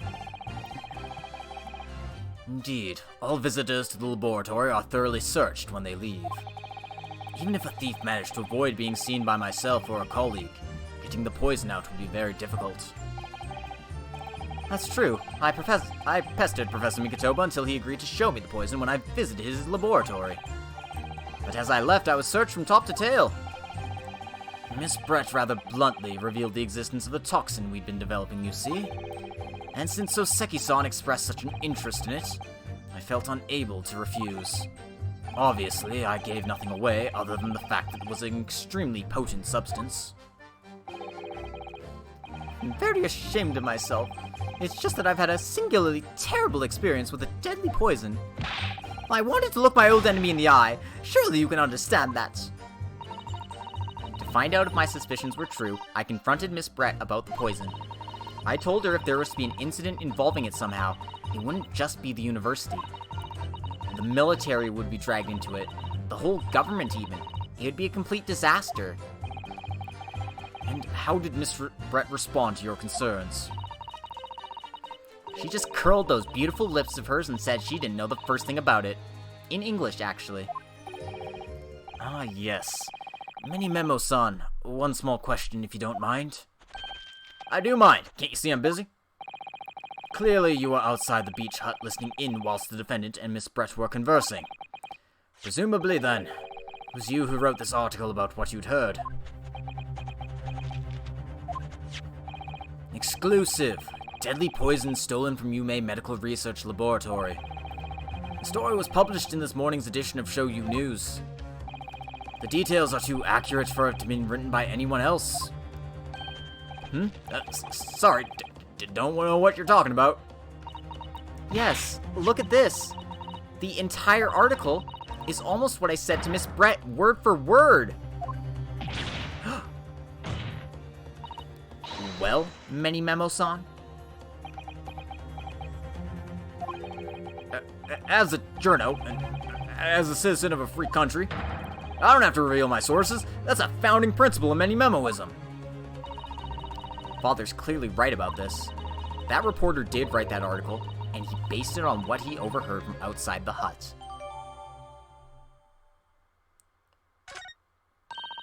So that's what it was all about. You were trying to cover up the fact that you were listening in. That's why you came up with that stinking story about me arguing with her. Shut up. My stories never stink. Look, whatever you say, little girl, doesn't alter the facts. Your Excellency, there's something I want to say, and I want to go on record. Very well, you may amend your formal testimony. Man, we're putting him through the ringer and we haven't even presented anything. The point is, if you poison someone, there'd be no reason to go and then stab the person as well. Hold it! Perhaps you doubted the efficacy of the poison and sought to make sure your victim would die. That's horse tongue. What? That'd be like pouring pepper on your Chinese ramen before you even tasted it. Completely reckless. Although, I'm not surprised you to learn, now I'm a bit of an impetuous pepper pourer as it happens. Once the victim had taken the poison, she would have been only minutes away from death. And yet, this man then proceeded to stab her in the back as well. There has to have been a good reason for that. If it was the reporter who gave the poison to Miss Brett, then clearly, he must have done it prior to Ray entering the hut. Yes, that's undeniable. But between him leaving the hut and the victim being stabbed, there was one very crucial change in the situation. The information he learned about the poison, and the fact that it would implicate him immediately. Sorry? What change? The reporter overheard the conversation between Ray and the Englishwoman. Ah, yes, that's it. That's when Many Memo-san first found out the exact nature of the poison he used. That could be the key here. If the victim had unwittingly taken the poison already, the reporter would have no reason to stab her. On the face of it, that logic sounds entirely reasonable. But there's no question that this man was responsible for Miss Brett's murder. If we could think of a plausible explanation as to why he might have stabbed her even after the poisoning, I feel sure that everything would drop into place. That's what we should be looking for. Yes, I agree, and in order to do that, I must try to glean more information.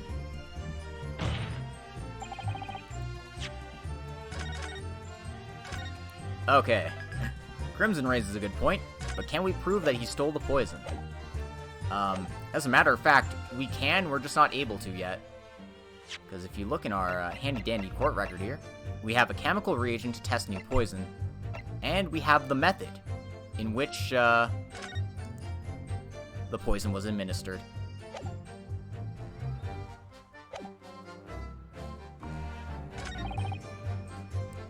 Why would I bother to stab the woman if I already poisoned her?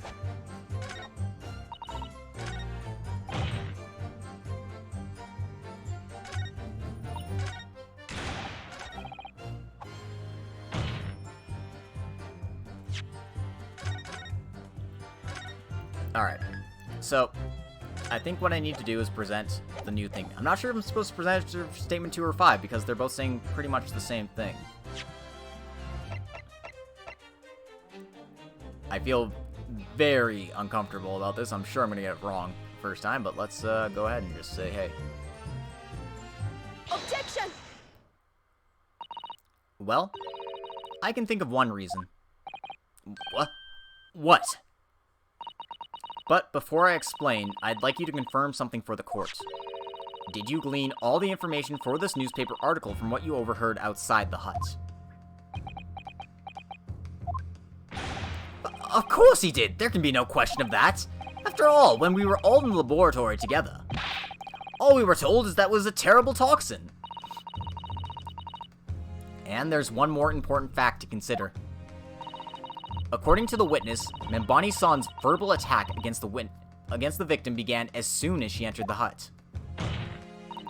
In other words, it would have been impossible for her to have slipped the poison into Miss Brett's drink. Objection! Where are you going with this, counsel? Many Memo-san has made it quite clear that he observed every single thing that happened in the beach hut. If the defendant had somehow found an opportunity, this man would have seen it. Which means that Miss Brett couldn't have imbibed the poison whilst the defendant was present. In fact, it must have been administered to her before Membani-san entered the hut. Yes, very articulately put. When I walked into the hut, I immediately started to press Miss Brett about the poison.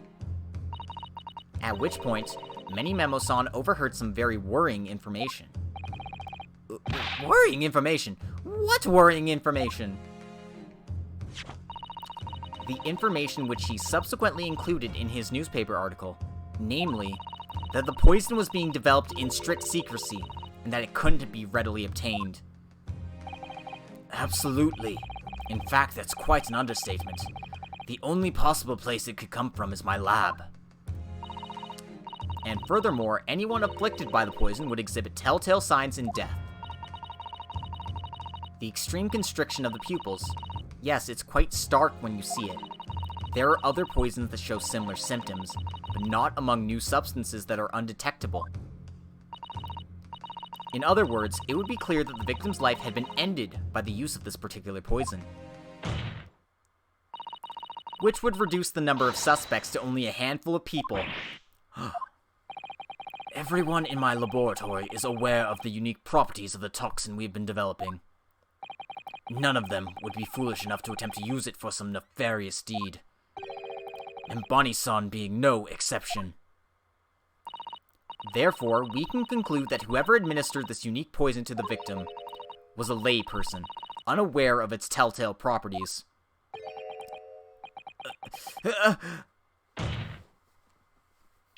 In other words, someone like you, writin' Many Memo.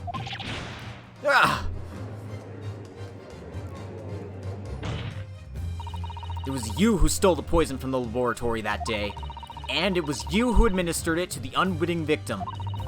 But you quickly realized that that was a terrible mistake. Because the poison caused by such unusual symptoms and was so traceable. As you listened in from the far side of the beach hut's thin walls, you learned of these facts. But you'd already given the victim the poison at that point. It was too late. So you hatched a plan to disguise your mistake. A plan that involved stabbing the victim in the back through the reed screen. But what good could that possibly do? Isn't it obvious, Counsel? The plan was to kill Miss Brett before the poison could take effect. Once in the blood, the poison causes the onset of pupil constriction. But he had hoped to precipitate the victim's death before that happened, hadn't he? Exactly. Because without any revealing signs of the new secret poison's use, no one would have ever suspected. This is extraordinary. Yes, the effects of the poison meant it would be too easily identified, so the killer had to mask its use. Which he attempted to do by plunging a knife into the middle of the victim's back.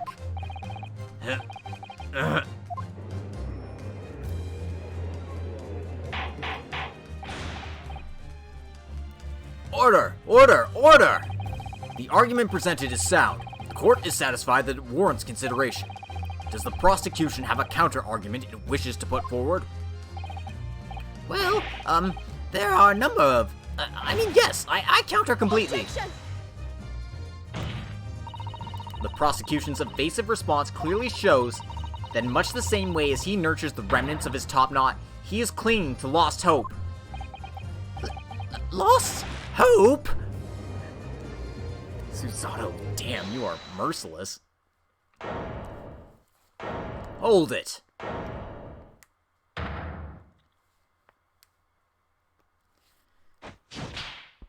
Oh, he's thrown down the hat.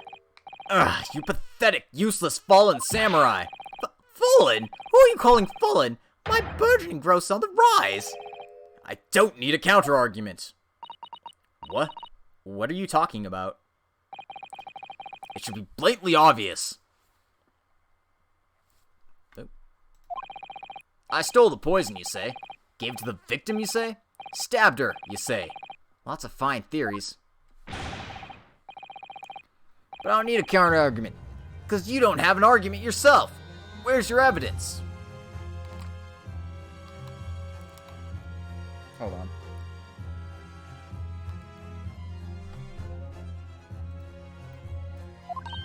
I lost my controller there for a second. Yes, you make it all sound so plausible, don't you? But without evidence, it means nothing. Whereas I base my news on facts. Facts? What do you mean? Explain yourself. I mean, what the professor said earlier in this trial. It's all here, in my many memos. Every word, every slip of the tongue, all noted. That's what the Show You News is famous for. It's the power of the printed word. But surely it would be no easy task to steal a highly secret toxin being developed for the government. Indeed, all visitors to the laboratory are thoroughly searched when they leave. Even if a thief managed to avoid being seen by myself or a colleague, getting the poison out would be very difficult. How's that then? Blown the story wide open? See, I write in many memo, a mere reporter from the Show You News. Couldn't possibly have stolen that poison from the professor's laboratory. Let us present the pen, damn it. There can't be any question of it. He must have stolen the poison that day. He stole it and used it to kill. And if that's the case, as you've identified, the poison itself is the definitive evidence we need. Because whoever stole it from the laboratory that day is the true culprit here. What's your point, you annoyingly handsome country bumpkin? My point is this. There's one way that you, Many Memo-san, could have stolen the poison that day. I have heard enough verbal conjecture now, thank you. What the court must be shown is evidence. What proof do you have that this witness stole the poison on the day in question? Alright, so I'm presenting the pen. I'm certain that this is what he used to smuggle it out. Take that! The proof, Your Excellency, is this fountain pen. Huh? A fountain pen? How can that possibly be relevant? These magical pens somehow seem to have enough ink to write many thousands of kanji characters. I believe they arrived in our country for the first time some 15 years ago now. Bah! I swear by a weasel hair calligraphy brush and nothing else. These newfangled pens are merely a fad. Well, as a forward-thinking man of words, obviously I love my fountain pen. Suck up a soup can of sumptuous ink, and one work is awash with words in the blink of an eye. That's right. Fountain pens have a small reservoir in the barrel, into which ink is sucked up through the nib of the pen in order to write with later. What does all this talk of sucking up ink have? Ugh! And just as it's possible to suck up ink into the reservoir, it's also possible to eject it through the nib again, of course. My word! Can this really be? Well, Many Memo-san? When you saw the deadly poison before your eyes in the laboratory that day, you used your fountain pen, your very lifeblood, to steal some of it, didn't you? By siphoning the poison up through the nib and into the pen's reservoir. Objection! More absurdity! That never happened. True, we've heard that there were procedures in place to prevent thefts like this from the laboratory. But would anyone have thought to look inside a fountain pen of all places? No. I'm a little ashamed to say that for fear of offending our guests, such a detailed search would not have been conducted. Well, this is quite startling, I must say. I remind the court that this pen was found in the clutches of the victim when she died. In other words, it was dropped at the scene by Many Memo-san. So, the crucial question is, when exactly was the pen dropped? Are you suggesting? The natural conclusion is that in your haste to act whilst the victim was distracted for a moment, you dropped the pen after you emptied the poison from it into her glass. Objection! There could be any number of alternative explanations. For example, the witness could have been using his pen to write down details of his conversation with the victim. And when shocked by one of her outrageous answers, the pen fell from his quivering hand. Objection! No, that can't be. If it was, how do you explain why the pen was devoid of ink? What? As you can see for yourself if you examine the evidence, there would appear to be no ink present in the reservoir. What newspaper reporter goes to interview someone with nothing in his pen? No, the pen was dropped after the poison that filled its reservoir had been emptied into the victim's glass. Witness, what do you have to say in your defense?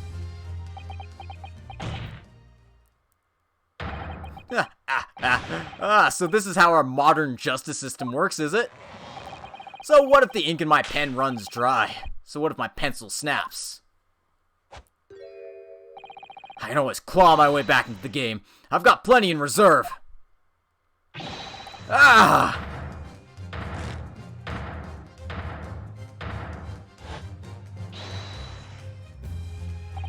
You claim I sucked the poison up into my pen? That's wild speculation, nothing more. If you thought you could bring down a fine, upstanding citizen with a trick like that, think again. Looks as though it's going to take one final decisive blow to finish this matter. As I see it, the situation is now very simple. It rests upon whether or not this witness did instill the poison on the day in question. And therefore, it all depends on whether or not the defense can prove that he did with evidence. No such evidence could possibly exist. Many Memo-san, this is how our modern justice system works. What? In the courtroom, evidence is everything. Something you would do well to remember. Because we are well past the point of speculation at this case, I assure you. Very well then. I call upon the defense to present the aforementioned evidence. This is it then. This will be the final piece in the puzzle. The defense can prove, by means of this item, that it was the witness's pen that was used to steal the poison. It's good she phrased it like that. So I can present this. Or else I'm going to save it then, because there's a chance that could be incorrect. Take that! Counsel, what is this bottle? What is that bottle? This bottle contains the unique chemical reagent that can identify the poison in question. Yes, that poison is an entirely new synthesis of alkaloids developed by my colleagues and I. It would be impossible to detect traces of it by any other method. Or, from another perspective, simply with this chemical reagent, anyone at all could check for traces of the poison. A reagent? What?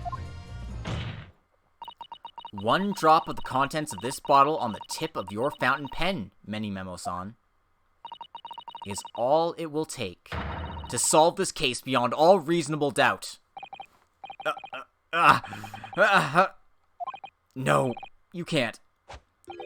I won't. Your crimes are bad enough, but at least know when to admit defeat. Your Excellency, the defense requests permission to carry out the test on the fountain pen at once.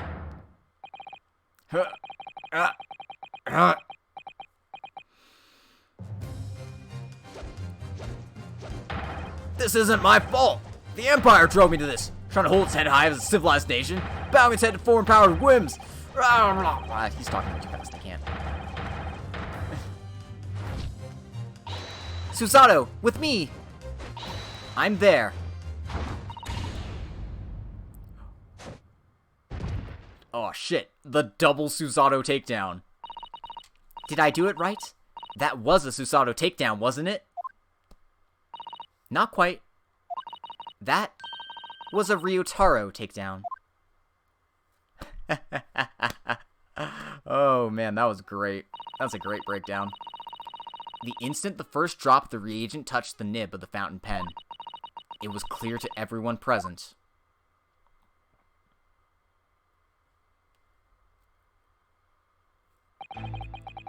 When I saw it there in that lab, the poison, the devil got hold of me and I decided to do it on a whim. I excused myself and emptied all the ink down the sink in the bathroom, washing the reservoir out carefully. And then you waited for an opportunity to suck up some of the poison, didn't you? Into your fountain pen. Yes, that's right. Answer me one thing, Many Memo-san.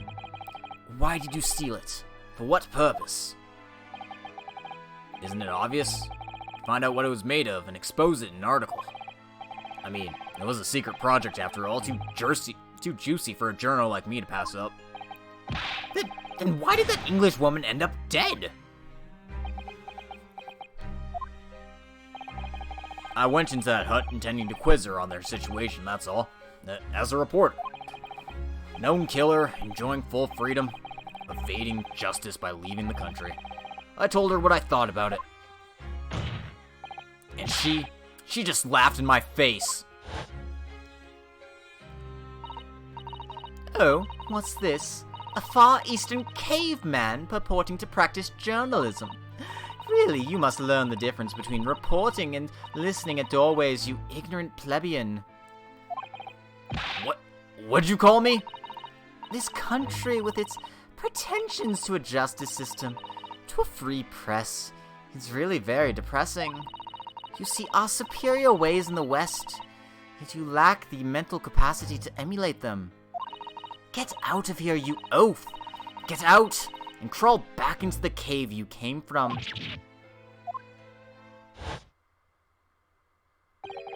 That's when I remembered about the deadly poison I happened to have in my pen at the time. What a terrible tale. In my head, I knew I should just get out of there as quickly as possible, but I couldn't. I couldn't let her get away with what she'd done, when she clearly had no remorse at all.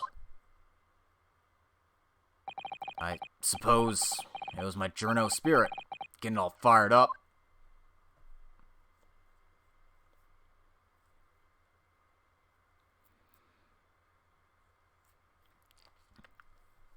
Well, clap 'em irons, boys, we did it. I'd like to ask you something. Yes. You often talk about justice, but surely as a journalist, you could have used other means to deliver the justice you sought. There's no justice in the press. Sorry? After that trial 9 months ago, I kept digging and digging to find out what had happened in that courtroom. And finally, I discovered the truth. It was a cover-up, that's what it was. A cover-up? What do you mean? I would remind you of your position, witness. Be careful of what you say. Oh, come on. Doesn't it strike you as strange?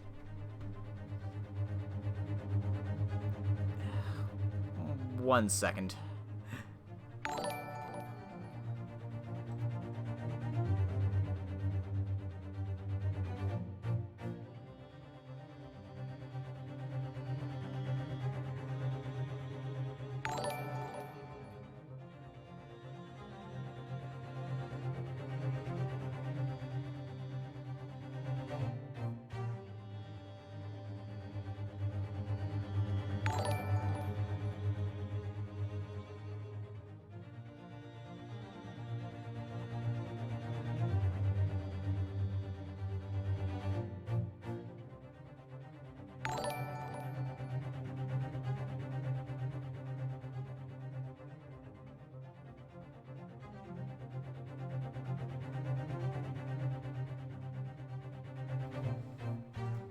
Oh, come on. Doesn't it strike you as strange?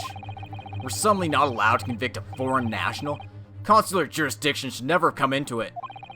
And yet that puffed-up Englishwoman was going to sail away into the sunset a free woman. The only possible explanation is that, behind the scenes, some deal had gone down between Britain and Japan. What sort of deal? I'd done my research, dug up all the dirt, I was all ready to be published. But you know what happened? The editor just tore the article up.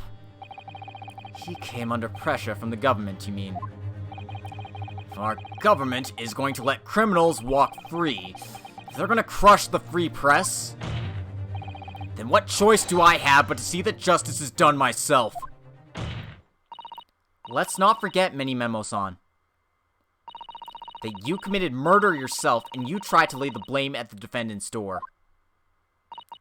I'm sorry, but you're no better than Giselle Brett. What? The truth is, you have no right to talk about justice at all. I suppose.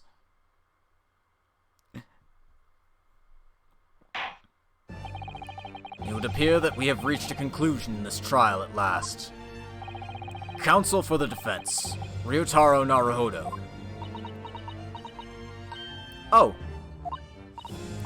Yes, sorry, Your Excellency. Just musing in a manly way here. It's almost unbelievable that this is your first experience of the Supreme Court. It was an excellent performance. In truth, it very much reminded me of your cousin's exploits. Oh, Ryunosuke, you mean? The way he handled the trial 9 months ago, and the way you handled this one, it gives me hope that we are genuinely entering a new era of justice in this land. That's very flattering, Your Excellency. Hearing the defense you put forward today made me feel most keenly that the future of our justice system will be forged by you and your contemporaries. Thank you. So, Prosecutor Ouchi, do you have any final thoughts? What the fuck? Prosecutor Ouchi? I, Takatsuchi of the Ouchi clan, have been bested by a callow youth not once now, but twice. If there was any shred of my former self left, it has withered and died here today. Gosh, your journey to cultural enlightenment sure took a while, didn't it? Silence! Rather than living on in shame. I will end it all now with this blade, for that is the true path to Ouchiism. Ouchiism? One hopes that the only way in which he'll be modeling himself after the witness.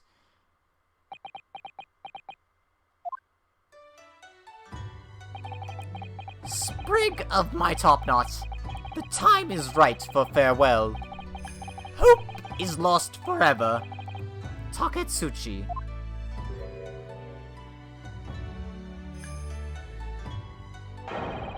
Ah!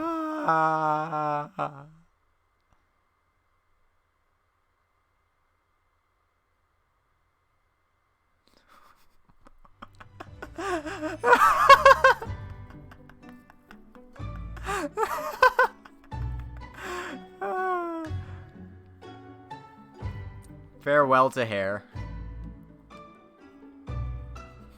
Soseki's praying for him. Oh, man.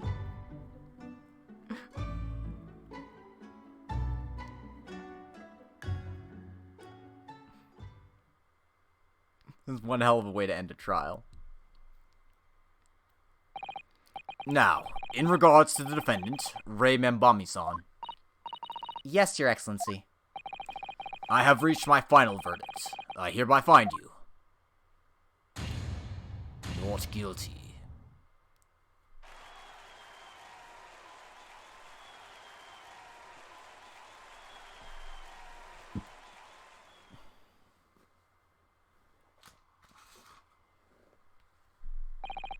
Court is adjourned.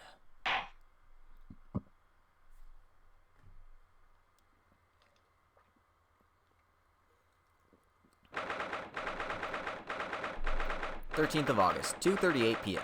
Supreme Court Adjudicator, Defendant's Antechamber number 3. 16 bots today? Holy crap. That is a lot. It's over. My heart is still pounding in my chest, though. It's all I can do just to stay standing. Lawyers have such great responsibility, such a great burden to bear. Don't they, Naruhodo-san?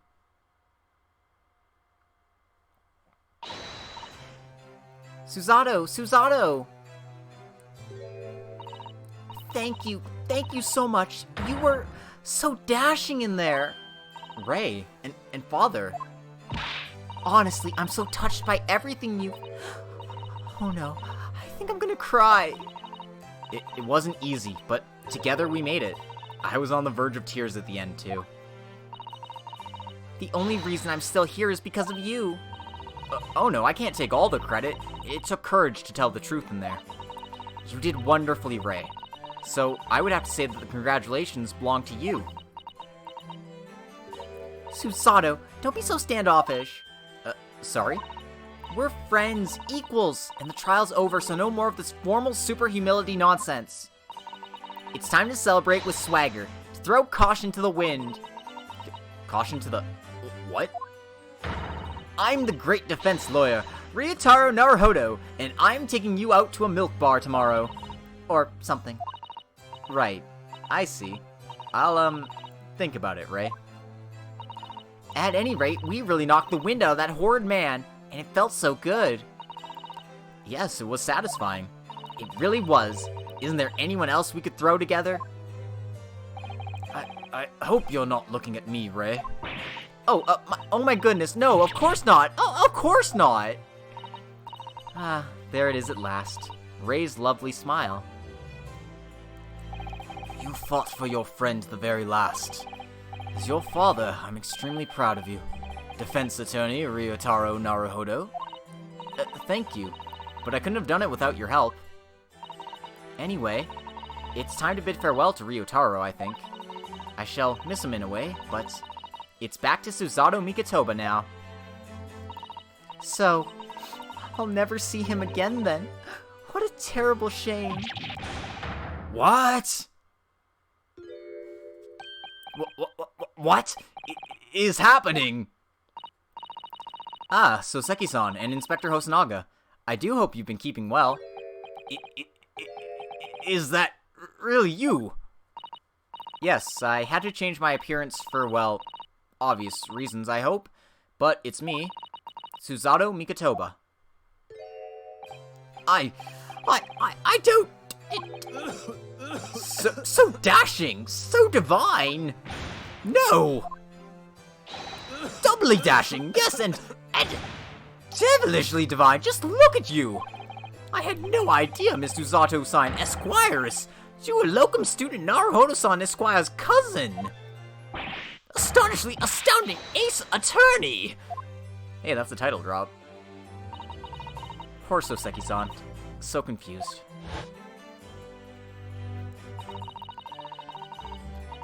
I still remember the first time I ever met him. He was in a prison cell in London. What an extraordinary conundrum it was that the unwitting student from Japan found himself embroiled in.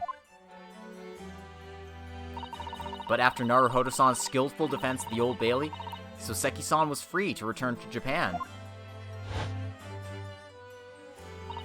And now he seems to have earned himself great fame as an author. I'm stunned. That's a truly impressive disguise. Even I had no idea. And I'm a chief inspector at the police bureau, who came up with Mr. Turtle, no less. Mr. Turtle. I'm not sure you should be admitting to that, Inspector. Amazing. You're a woman of many faces, I see. Just two, really? And this was a once-in-a-lifetime event. I hope. Oh, I'm not a patch on you, though, Inspector. Well, I am a professional, of course. I do worry about Inspector Hosonaga sometimes. I really do. 9 months ago, when he appeared here at the Supreme Court to testify, he was undercover, disguised as the head waiter of a restaurant. And then on the steamship to Great Britain, of course, disguised as a sailor to keep us safe on the journey. Though, that didn't help you, did it, Kazuma-sama? From my perspective, I have to admit that I have mixed feelings about all this. I mean, now the truth has been lost forever. What do you mean? I'm talking about the murder that the English woman committed at the end of last year. Ah, yes. It was an English doctor she killed, as I understand it. Dr. John H. Wilson, yes. The man I invited to Japan personally. The mystery is, why did she kill him? And now that the culprit herself is dead, we'll probably never know the answer. On the voyage to Great Britain, we had a most unexpected encounter. With Mr. Herlock Sholmes, the great detective, I mean. Yes, I remember Mr. Sholmes well, of course. Ah, my arch-nemesis. How lightly you utter his name. Well, according to the stories published about him in The Adventures of Herlock Sholmes, the detective once had a partner who helped him solve crimes. A best friend. And that man was an exceptional doctor of medicine by the name of John H. Wilson. What? Dr. Wilson? I just can't believe that it's a coincidence. I think that the English doctor of medicine killed here in Japan 9 months ago must have been the friend and partner of Mr. Sholmes. And if that's really true, then the poor girl won't ever see her beloved father again. Iris, why would you do that to me, game? As you know, I traveled to Great Britain once myself to study. It was around the time you were born. Yes, grandmother told me about it. On returning to Japan, I took up my professorship at the Imperial Yume University. But I also serve another role, as an advisor to the government on diplomatic affairs. Yes, I was aware of that as well. In that case, I'm sure you understand that there are some confidential matters I cannot divulge to you. Could you just tell me one thing? Why did you summon me back to Japan? It clearly wasn't because you were sick. It's been 2 months now since I returned. When I left England, it was because of an urgent telegram had arrived from Japan. It said that you collapsed with a high fever and that you were growing weaker by the day. What? Where did that news come from? That's what I'd like to know. Because after that long sea voyage, I found you in fine health, Father. Was there something in Great Britain that you perceived might inconvenience me in some way? Or harm me? That's really the only explanation I can think of. Dear me. Do you reserve your most cutting glares for your father, Susato? I'm sorry, my dear. I simply can't... let me go!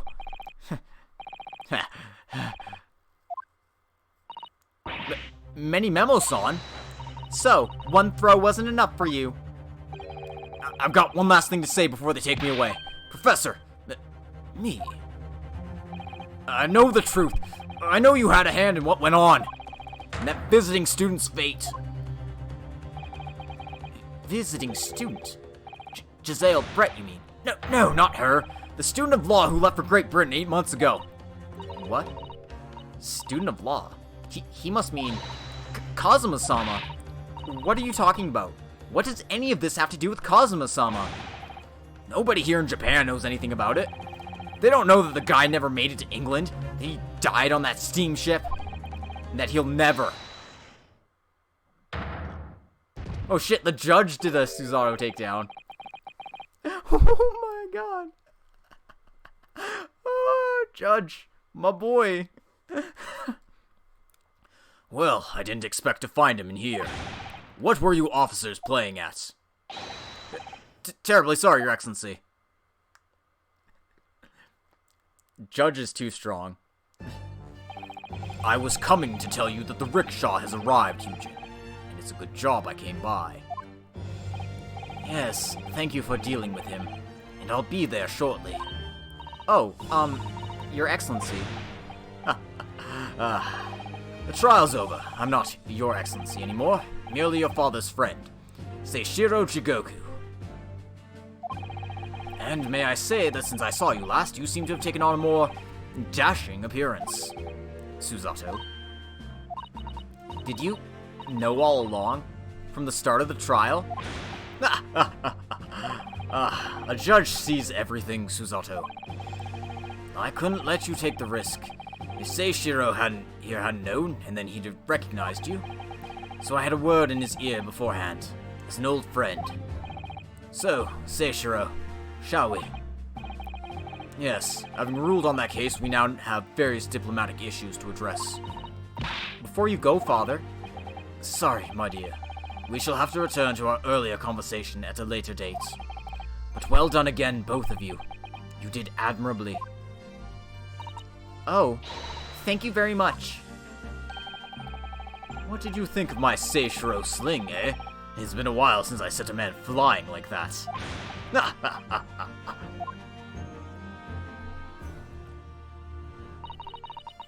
Whatever could Father be hiding from me?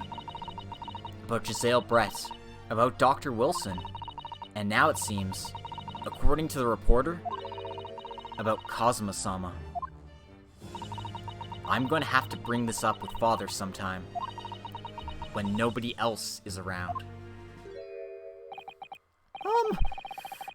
Judicial Assistant Mikotoba-san Esquires, could I have a word?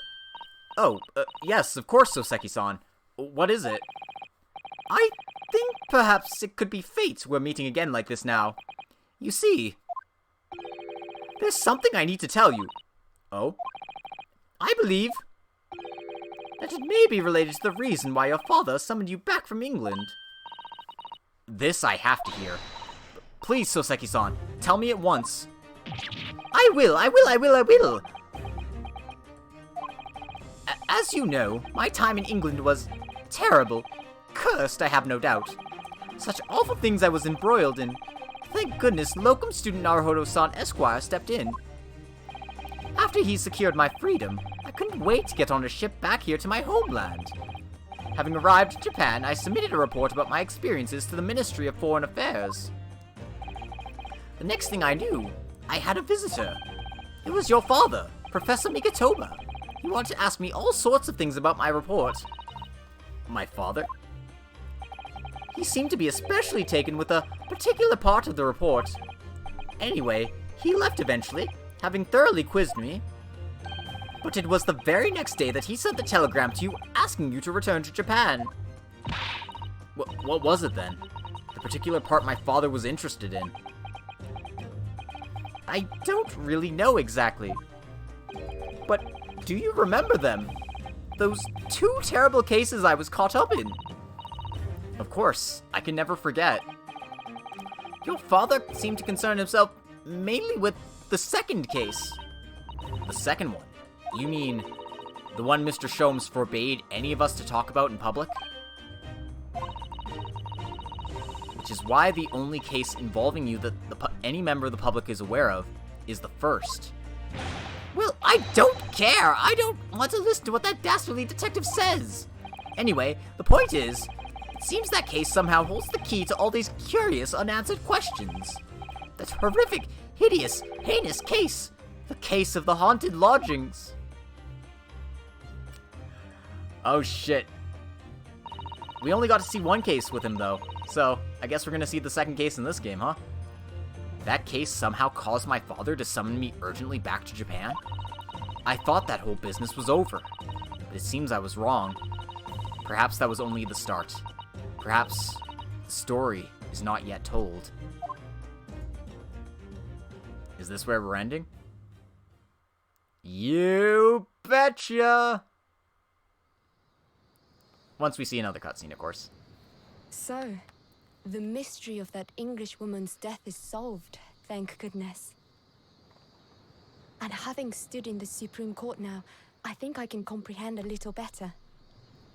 How you must be feeling as you fight for people's freedom in a foreign land, Naruhodo-san.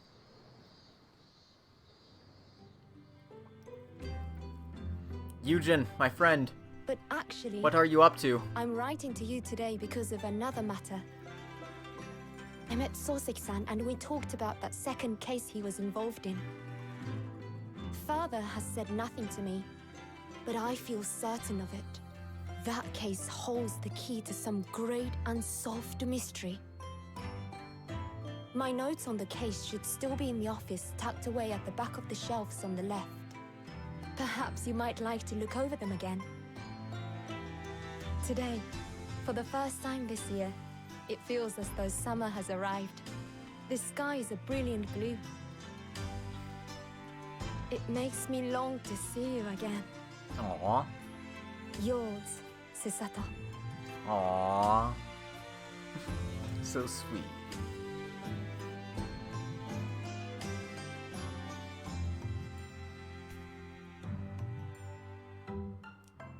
End.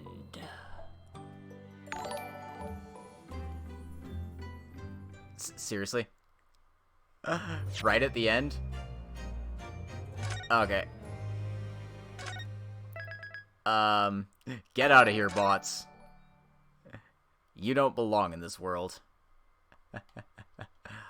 Okay, so that'll be it for today. We got through the entire trial, and it took us just under 4 hours, so I think that's pretty good timing. We had a few hiccups along the way. Obviously, as you can tell by all this bot spam that we're getting here. But, you know, we'll deal with it when we deal with it. So, yeah. Anyway, my name is LogicBlade. I stream on Twitch, and I port all my videos to YouTube, so you can check me out at either place. If you want to help support the channel, feel free to like, comment, and subscribe. And if you're not a bot, you can follow me on Twitch. If you are a bot, you can go away. I don't want you here. Thank you. No. Go away, damn it. No. But yeah. Anyway, that's all for today. Have a good night, and we will see you next time. Until then, toodaloo.